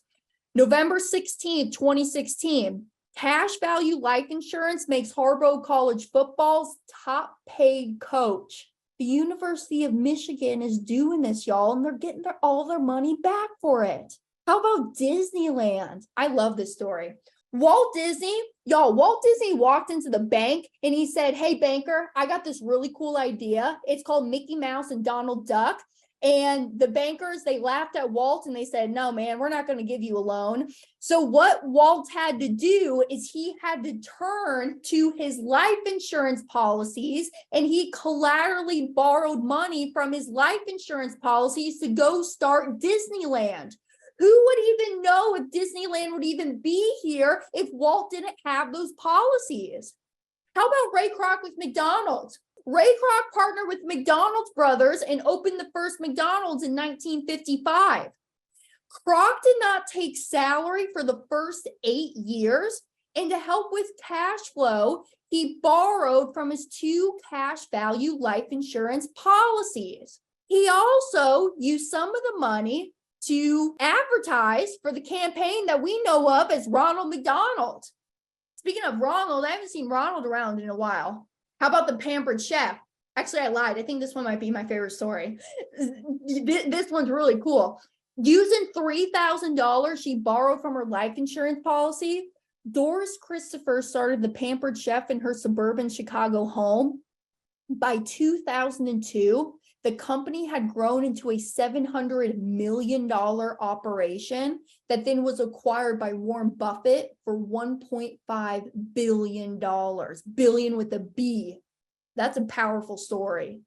Now, everything that I've told you up to this point has been fact.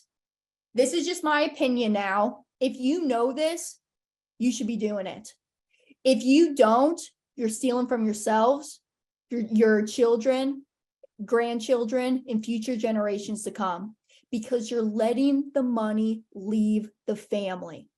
Look, y'all, there's us and the super wealthy. We all have access to the same financial tools, do we not? It's just how the wealthy are using those tools differently. So again, I'm not reinventing the wheel. I'm just going to imitate and mimic what they're doing over there. Have y'all heard of a guy by the name of Warren Buffett? Here's what Warren Buffett says. He says if poor people would just start doing what rich people do, they wouldn't be poor anymore. How much sense does that make? There's only going to be 1 or 2 things that's going to happen to us. We're either going to live or we're going to die. Now, I like to use the word graduate. Y'all can use whatever words you want. But if we live, are we better off with or without this concept? Hopefully I showed you with. And if we die, pass, or graduate, are beneficiaries better off with or without this concept? Absolutely, y'all. We got that death benefit on the policy, but how much did I even talk about death benefit today? Not a lot. How much did I even talk about life insurance? Not very much. Life insurance is just the vehicle that we're able to do all of this banking process through. If I could do the same thing with my jars of water, I'd be hooting and hollering to you about how cool jars of water are. You should go put your money there and there with them, and you can recycle and recapture all of those dollars back out. But it's not. It's just a whole life policy that have these features and benefits. How about this? Policies are exempt from judgments and liens in most states. And if you're in a state that's not, perform a collateral assignment. Now it is. Y'all remember OJ? Remember OJ Simpson? OJ Simpson was found not guilty in the criminal trial for killing the Goldman boy, but he was found guilty in the civil trial against the family. Did the Goldman family ever get any money? No. Where was OJ's money? Tied up in his life insurance. Go look this stuff up. How about the internal values of the cash grows tax-free? Tax-free growth inside of that policy. And for my New Yorkers and Californians out there, what's our largest eroder of wealth? Taxes. Growth of that policy is tax-free, and the death benefit gets paid out lump sum tax-free. And loans. Y'all, loans on the policy never have to be paid back. You do not have to pay back your policy loan. Yes, I'm going to coach you on how to be an honest banker. Pay yourself back with interest. But do you have to? No, let alone with interest, not at all. Because a policy loan is nothing more than a prepayment of the death benefit. And aren't we all guaranteed to die? So what the insurance company is really doing is they're saying, okay, well, we're going to collaterally put up your death benefit. We're going to prepay you that loan. And then at the time of your passing, we're just going to subtract any outstanding loans from the death benefit. So insurance companies can never lose. That's why when I call up and request a loan for my policies, they never ask me what I'm using the money for, when I'm going to pay it back, and how I'm going to pay it back, because they literally just do not care. Because at the end of the day, that death benefit is always going to be greater than the cash that's made available to me. And that death benefit will always come in and wipe out any outstanding loans at the time of my passing. Now, this is not just the only reason we're doing this, but maybe one of the reasons. I want to be a billionaire, so freaking bad. Buy all of the things I never had. If this is something that you just want to talk about, but if you want to talk to me specifically, that is my cell phone number. You got my cell phone number right there. You got my calendar link right there. You even have my right hand, Sandra Fry, right there. So y'all, if this is something that you just want to talk about, have questions, just know a little bit more about your personal situation of what you got going on, call us up. We do free strategy calls all day long. This is what I do all day long, just in my office, talking to people about this concept and how it's working in their life. So you got my information there. You can book a time with me. Like I said, too, send me an email. I will send you a copy of that ebook, Mapping Out the Millionaire Mystery. And right here, too, you can go and watch the full presentation. So if you know of somebody that should have been here and weren't here, send this to them. Send this over to them so that they can see this powerful information. So I think what we're going to do next is we're going to go into some advanced planning. And I think one of the cool parts about the advanced planning is, as you were going, Hannah, I was just telling people, hey, let me know what it is you want to cover. And I got some people that sent some really good information here that I want to hit. One of the main things I want to talk about in the advanced strategies. I want to talk about using these policies in real estate. I don't care if it's you buying real estate yourself or just lending like Brent, myself, and so many of us are doing. We're not really so much buying real estate right now. I mean, Devin is a little bit, but he's even switching over to lending money just because you own nothing, but you control everything with the private lending. Early when we first started, we talked about how fun it is to do live events. You know, oftentimes when I get off stage, one of the best parts is like talking with everybody, you know, shaking people's hands, answering their questions. We've been trying to do it, well, 90 plus times tonight, but it's way better when we can actually just go off on the side. We can kind of exchange numbers and we can chat. Just like Hannah just gave you her number, use it. We've been putting the numbers up to book a call. I'll do it one more time right now, but I want to meet you folks. I really do. And so does Hannah, and so does Brent, and so does Steven. So I want to invite each and every single one of you to an event that we're doing in Raleigh, North Carolina, August 4th and 5th. This is the second of 3 events that we're doing this year for Private Money Club and for the Money Multiplier, and they're called Money Tank. Since the theme of this event that we just are getting into now, we're going to the second part of Make Banking Great Again. I think it's really important that you build yourself a money tank. And when we do that event, we just got done doing one in Salt Lake City, and then this one's going to be in Raleigh, North Carolina. But here's the cool thing.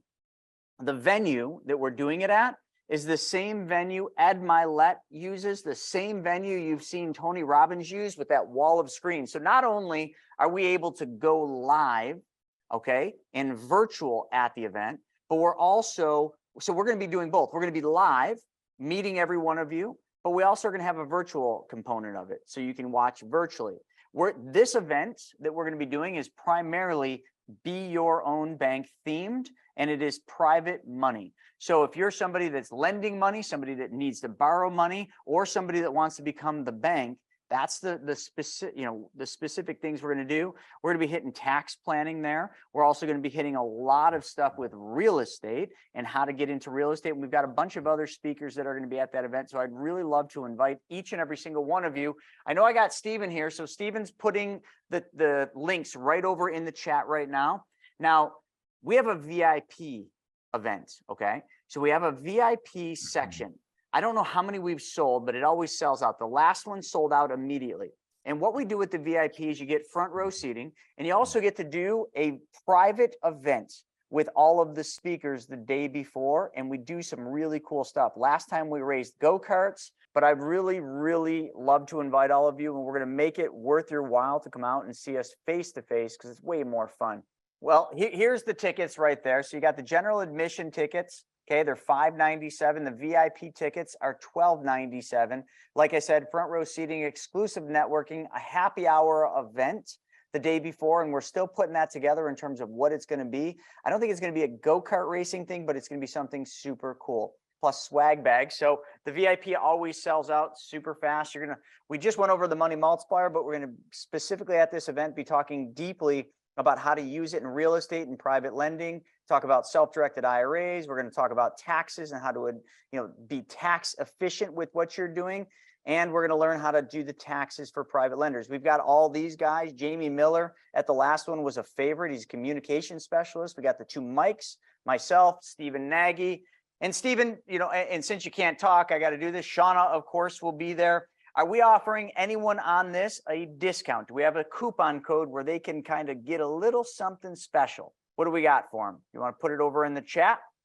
There we go, folks. PMC 300. What does that give them, Stephen? What discount we offering on this event? Take a guess. 30%? $300 off both tickets. So I was supposed to guess. That was an easy one. So $300 off tonight. So if you want to join us in Raleigh, North Carolina for the Money Tank, grab it now, get your tickets, because this is the only way you're going to get them $300 off. You just go in there, type the info, Steven's doing it for you, and that's where you're going to put the promo code. And the promo code, again, is PMC 300. So we'll put that over in the chat again, but I just wanted to make sure you got this. And then right there, the special add-on, what are we giving them something? We're giving them Private Money Club? special add-on. So you can get Private Money Club as well. And I haven't got into Private Money Club for you guys, but you can add it on. So you guys can also join Private Money Club while you're signing up. Absolutely. $500 off PMC as well. Oh, yeah. So I didn't know what he was saying. So you get $500 off a membership of PMC. So you can bundle the two together and you can join us in Raleigh, North Carolina, become a member of Private Money Club and get some big discounts. So I'll leave that one alone. Now what I want to do, I got about an hour left, folks, and actually exactly an hour. And what I'd like to do is I'd really love to just dive deep into some advanced strategies on what you guys are looking to do. So over here, this is what we just went over. Now, there's a lot on the screen, but all I want to talk about is everything Hannah just showed was changing where your money went first. So I want to preface that where your money goes first, which is going to go into a specially designed and engineered whole life. In this example, I just show if somebody had 500,000, and we'll use different numbers, so don't get hung up on it. If somebody had 500 grand parked in a savings account waiting to do a real estate deal, they would move the 500 into the specially designed whole life. Then what I do is if I took the 450 out and use that for whatever you want. In this example, it could be debts. We just showed you, it could be lending, could be stocks, real estate, cars, boats, alternative investments, business opportunities. What we would do is we would make money on these. If you bought real estate with that 450, what you'd do is you'd figure out what the real estate is going to generate in a net income. Once you figure the real estate's net income, you would take that net income and you would roll it around the bottom part of the circle back into your bank. Because otherwise, where are you going to put that net income you make on your real estate? You're going to put it in somebody else's bank? You just learned how to become your own bank. You just learned where the wealthy put their money. Why would you ever go backwards and start putting money in somebody else's bank? So in this example, I'm just showing what you're doing is you're just creating a circle with your money. End-to-end control. It starts on the left. It moves over to the right to go to work. You take whatever the rest of that is, you move it back over to the left side. And then we're going to call that a loan repayment. I put a lot of numbers up here, so don't get caught up in it. But a lot of people get hung up on the interest rates. So that's what I want to do. I want to get out of this. So here's what I'm showing you. Now, I don't care what number you want to use, David. Let's just put in 50 grand. And then what you're going to do is you're going to find a need over in your company. Now, in your company, what needs do you have for money?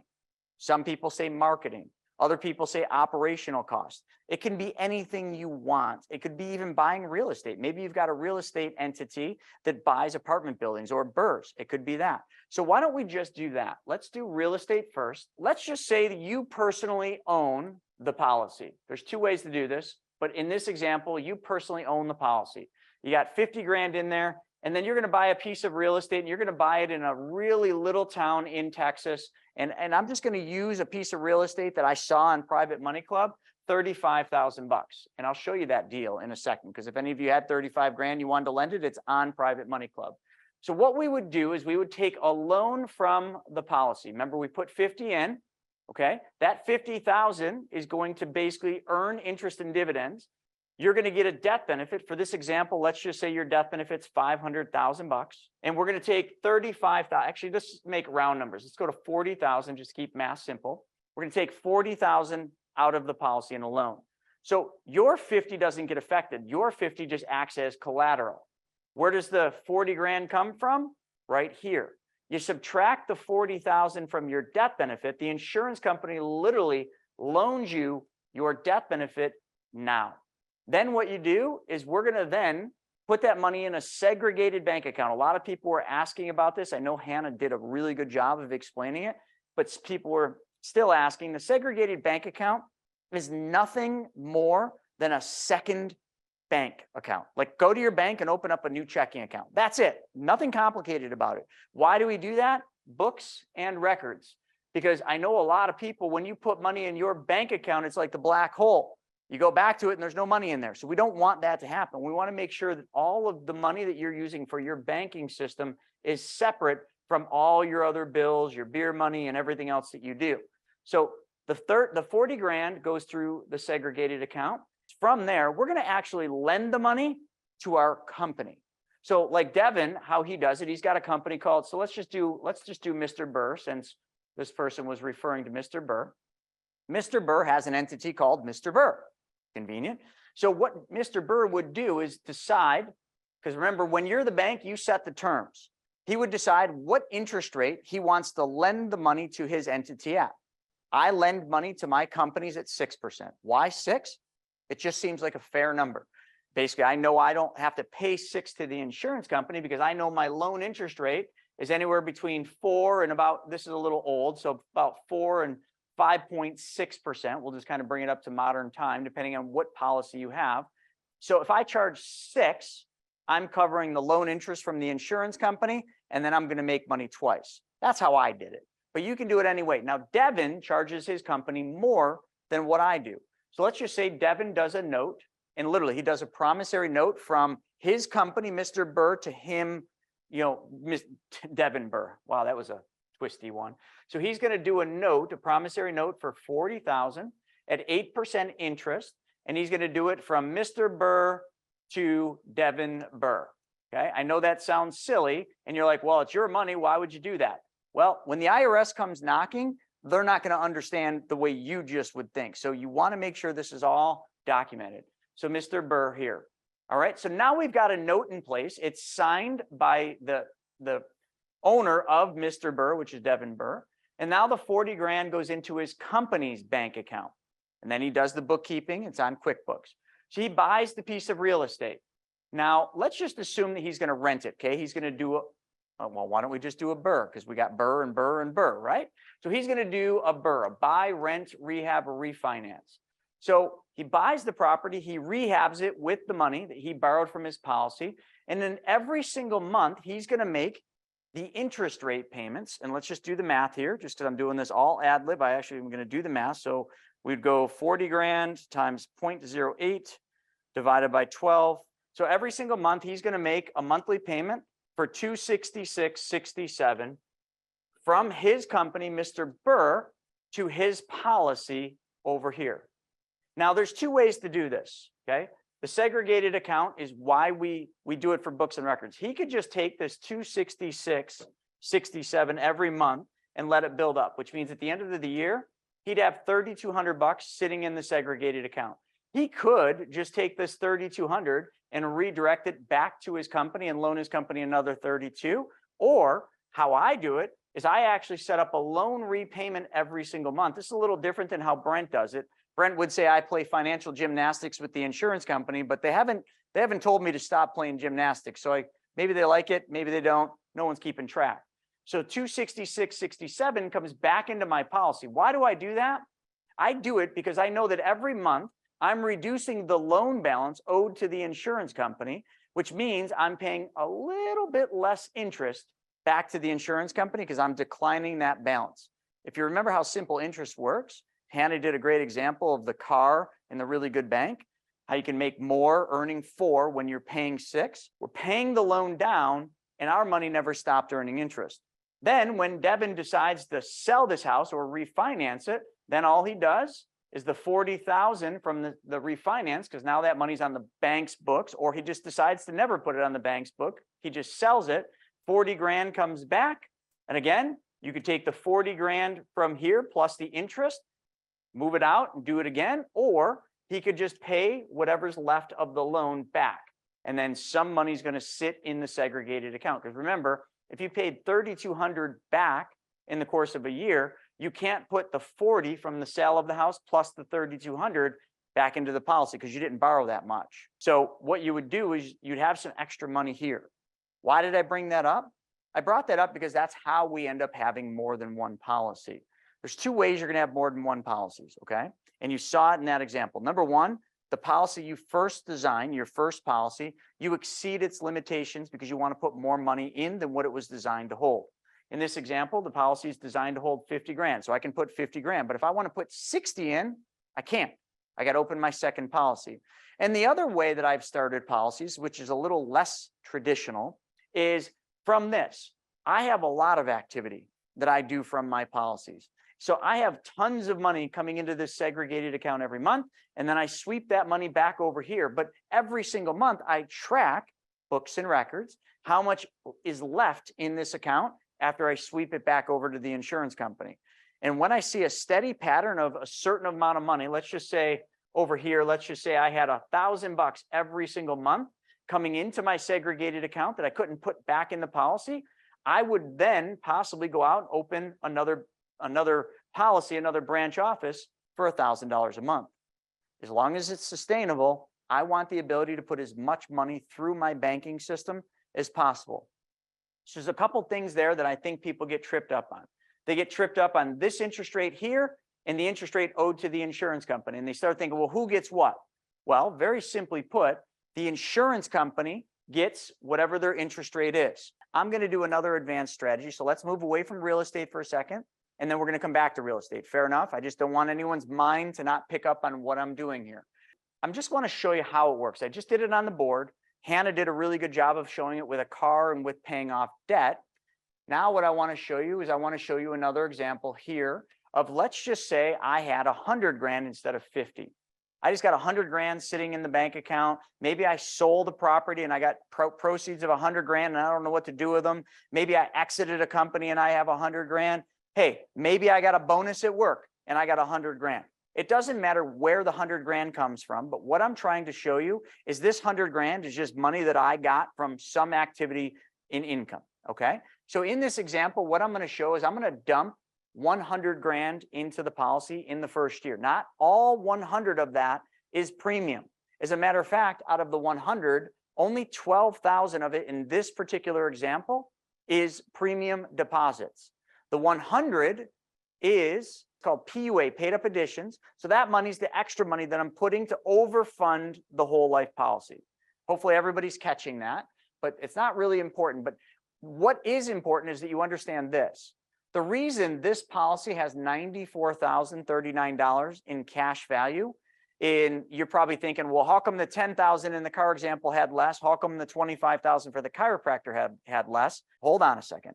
Remember, I said I'm just dumping money, and I had about 100 grand in this pocket. I'm just taking the money out of this pocket and I'm putting it into the policy.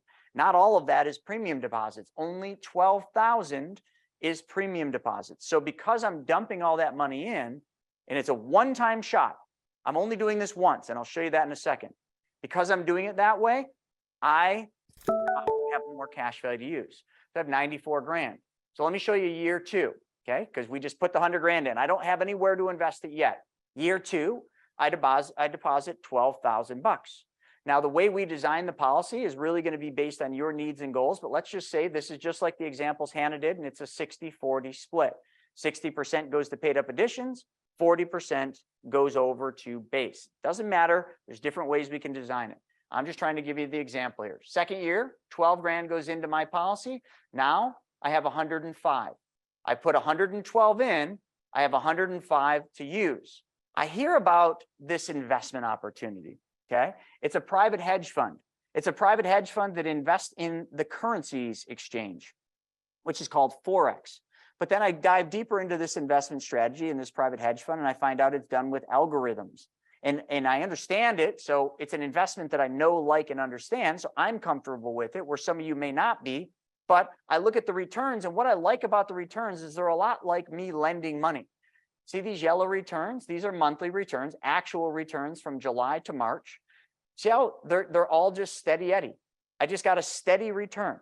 The S&P 500 beats me some months, but some months the S&P loses money. I don't ever lose money here because of what this private hedge fund does.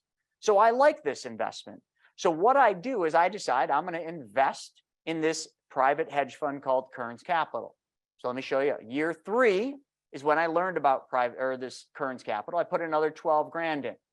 But now what I'm going to do is I'm going to take my first loan in the third year. Remember the car example we did? Remember Hannah capitalized her banking system for 3 years, 10,000, 10,000, 10,000. Then she took the 25,000 out of the cash value and bought the car.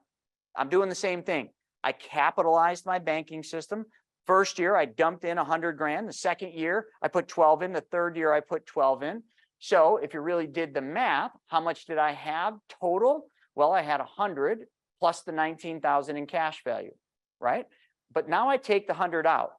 So if I ask all of you a question real quick, how much money is earning interest in this example after I take the 100 grand out and invest in Kearns Capital? Yes, these are the policy designs we set up. There you go, 119,084. And whoever said 125, you're really not wrong. So we put 124 total in, and then we took out 100. So, but I'm just showing you the real cash values. It's $119,084. I put 100,000 into Kearns Capital. Now, what happens is Kearns Capital makes money. I just showed you the returns. If we average that out over a 12-month span, this would be my return based on that assumption in the past year on Kearns Capital, that private hedge fund. My 100 would have made gains of $87,000. Now, that is pretty true. And the reason I say that is because these aren't really hypothetical numbers. I'm missing 1.5 months of actual data to actually come up with that 87,000. So that's not a made up number. That's a real number. But it doesn't matter if it's 87,000 in gains or 12,000. I'm just showing you a real example here. Now, what am I going to do next? Remember, I showed the gains coming over to the segregated account, that separate bank account. Now what I'm going to do is I'm going to pay the loan interest back to the insurance company. So I took a loan for 100,000. The interest charged on the loan was $52.40. With this particular policy, that's the actual interest I would pay after 12 months of having a loan of 100 grand out. So one of two things here. I want you to look at this. Correct. The 87,000 is taxable. That is absolutely correct. Unless this was done within a trust, that is all taxable income. Hey, sometimes you got to pay to play. Nobody's complaining. When you make $87,000 on a $100,000 investment, none of you are going to complain about paying taxes. You can, but then somebody's going to slap you and say, what are you complaining about? You just made 87 grand. True or true? So I pay the loan interest, $5,240. But one thing here that a lot of people want to do is they want to take, and say, okay, you made 87, but then you had to give 5,200 back. You can do it that way. Or what I could do is I could look at the 119,000. I could figure out what interest and dividends I earned on that policy after the year just by looking at my policy statement at the end of the year, and it would show me my policy made X amount of money. So I bet you in the third year, I made more money on my premium deposits than what I had to pay the insurance company. And if you remember from the talk a second ago, what does a bank do and how do they make money? They make money on a spread. I just did the same thing. Because I made, let's just say 5.65 and I paid 5.2. Okay, if we wanted to get to interest rates, just keeping it simple, and I'm just making numbers up, but I make a spread just like the bank does, a positive spread. The first couple years, I would not have made money. Okay, so I'm capitalizing my banking system. So I lost for a couple of years, but now at this point, this is critical, just like the chiropractor. Remember, in the fourth year, every dollar the chiropractor put in, the chiropractor took more out than they put in. This year is where every dollar I put in, I'm going to take more out than I put in. So how many times did I make money in this particular example? I made money twice on the same dollar.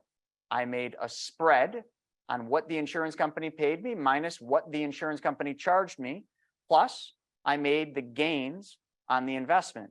So what would I do in the fourth year? I'd make another premium deposit, of course. And that premium deposit would make me $13,412. See how now I put 12 in, I get 13 back. But I had some leftover money from the first one. So the total amount I could use in the fourth year is $20,704. So what would I do with that $20,704? Well, I'm going to go diversify now. I'm going to take the money I made from Kearns Capital plus the new loan from my new premium deposit. And then what I'm going to do is I'm going to pay the loan interest every year. This is assuming the end of the fourth year. And I'm just going to take that money and I'm going to lend that out to a private lending deal. And then from there, I could take the interest from the private lending deal, pay that back to the segregated account. And then in the future, as I keep going, numbers just keep getting better. 12 turns into 14. So that's my spread, folks. Okay. You can start doing the math on the spread. And then I then just take the gains from each one of them and I just keep rolling it back in and rolling it back in and on we go. So year 5, and then I could do the same thing in the 6th year. There's a lot of numbers and I'm going fast, but what I want you to see is not the numbers. I'm intentionally going fast so you're not focused on the numbers. I want you to focus on the process. All I did, folks, is I changed where my money went first. You guys are all hung up on numbers. Forget about the numbers. I put my money into this stupid whole life first. I found an investment that I knew, liked, and understood. At first, it was Kearns Capital. At second, it was a private lending deal. I took the money from the policy. I put it into the investment. I then took the gains from the investment. I put them back over to the segregated account. I made sure I paid the insurance company the loan interest. Why? Well, because they already paid it to me. The insurance company already paid me interest and dividends on the full amount uninterrupted. Okay. So why wouldn't I just pay the interest at the end of the year? I already got paid that money. And then I just take the gains and I then start diversifying and taking additional investments. So this example is not finalized. We just did that. I'm still working on this, but that is a real example showing you just the potential of what you can do with this. So if we wanted to just add one step, shoot, you don't know where to do private lending? I got the answer and I already showed you this. Private Money Club, folks, just get on Private Money Club. All you do is you just go to privatemoneyclub.com, you come over here, and let's just see what's cooking. This is the final thing I'm doing tonight, folks. Private Money Club, I'm in my membership. What do we got cooking today? I need to make some money. All right, 200,000 bucks for 12%. All right, 35 grand. So I got a $35,000 deal. How much is he paying on this 35 grand? 35,000 bucks. Let's see, description down here, financials, property. Here's the whole lending deck. I could look at everything I want. What's he willing to pay me on this? I saw it earlier, it was 15%. I think it's down here, maybe in this. Sorry, folks, I thought it was right in the description. I wouldn't have chosen. There we go. 15% is what he's willing to pay on the $35,000 loan. He's going to secure it with this piece of property, which has an after repair value of $85,000. There's my deal. Okay, if I got 35 grand, I'm doing this deal, or I'm at least starting the process to look at whether or not that deal makes sense. I saw another really good one. This one, I love this one. And I like this guy too, Bo. He's a good operator. So this is a guy that I've talked to a lot. I've seen all of his financials. He needs 140 grand. He's willing to pay 16%, first lien position. He needs the money. I've already read this one. It was like for 6 months he needed a loan for. He'd probably go 12 months if somebody wanted to push it because they want to make 12 months of interest. But he's a very good operator. He's got all the financials. So listen, I don't know how many more times I got to show you where the opportunities are, but they're right here at the click of a finger. So there's a 17% deal at 45 grand, 35 grand. I mean, listen, the deals go on for days and I don't have time to sit there and show them all. This is how you make money, folks. This is how you become the bank. This is how you do what the wealthy do. You're one step away from it. And that one step is just booking a phone call with one of our money mentors or with Hannah. And that's it. And once you do that, we'll talk to you. We'll find out what your needs and goals are, and we'll be able to get you started. I will just tell you, I just want to give my testimonial on the Private Money Club. You know, I have, as you know, a few $1 million loaned out to different people for different things. And I mean, it is the perfect match for a borrower and a lender. So if you're a borrower and you're looking to get money, go to the Private Money Club. If you're a lender and you're looking to borrow money, go to the Private Money Club. So everybody has been screened through the deal, you know, so like, it's not like just a deal comes up and you post it and you're like, okay, let's go with that. You know, these people have all been screened and like all been vetted out. So I've been doing this now for quite a few years. And that's why I don't want to buy any more real estate because now we have the Private Money Club. So I don't want to go through the hassles of buying a property and buying real estate and all the crap that goes through that, where you got to get it all fixed up and flip it. So instead, I would rather just take my dollars and put it in the deal. And I want to get the interest on the money and I want to be in first position. Now, I will tell you guys, there are deals on there that you're in second position and that's fine. And there's nothing wrong with that. But me, Brent Kessler, I'm not taking second position on anything because if I'm not first, I'm last, right? So that's just me. That's my preference. So I'm always taking the deals that are in first position. And I saw you just throw that up there and there was like 3 or 4 deals on there that just must have came up recently because I didn't even know they were on there. They're brand new. Those are like 2 days old. I'm probably going to be jumping on there and catching a couple of those before everybody else on this call. You still have 160 people on here, you know, and you're 10 minutes over your time or 15 minutes over your time. So before they jump on. So I just wanted to give a shout out on that. I love it. So my 2 asks, okay? Number 1, I love meeting people face to face. Please give some thought tonight, not tomorrow morning, but tonight about going to the Money Tank event in Raleigh, North Carolina, August 4th and 5th. It's not expensive. I gave you $300 off your ticket.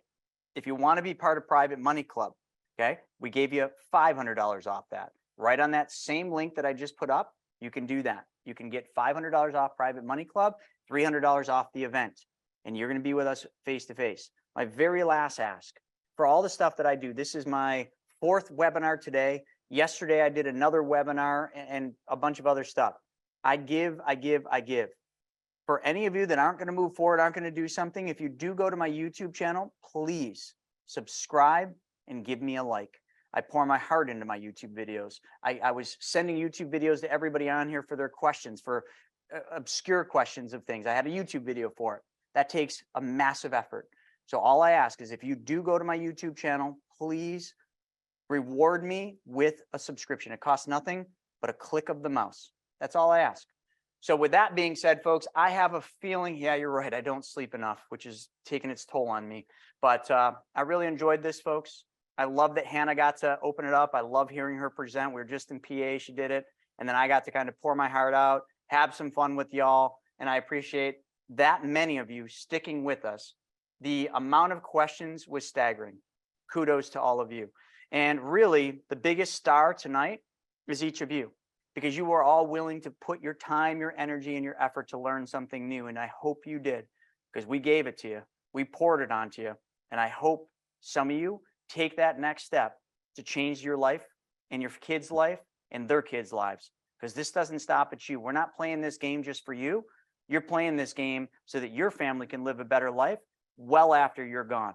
Because that death benefit that's going to pay out, although we didn't even talk about it, I will tell you, I've been doing this 20 years. I've delivered my fair share of death benefits.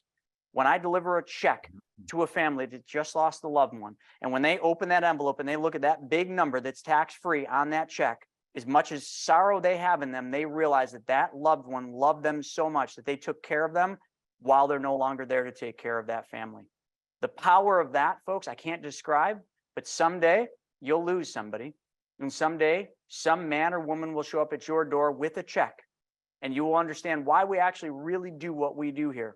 Yes, it's great to make the cash value in this spread and all the returns and all this fun stuff, but really at the end of the day, we're all guaranteed to graduate.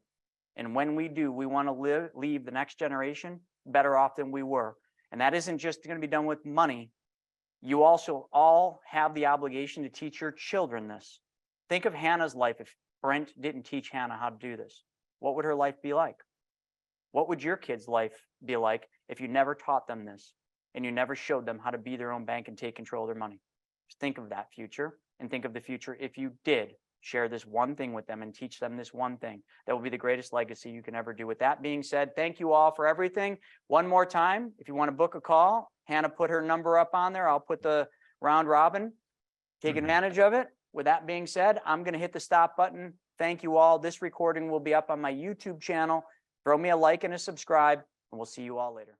All right, so I hope you guys enjoyed that episode. We're putting up tons of them, but I think if you like this one, you'll probably like that video as well.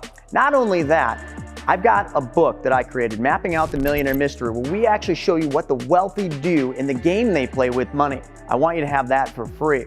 And if you want to know about all my new videos coming up, click that alert button. Actually, smash that alert button, and you'll be notified every time we put a new video. So we'll see you on the next episode.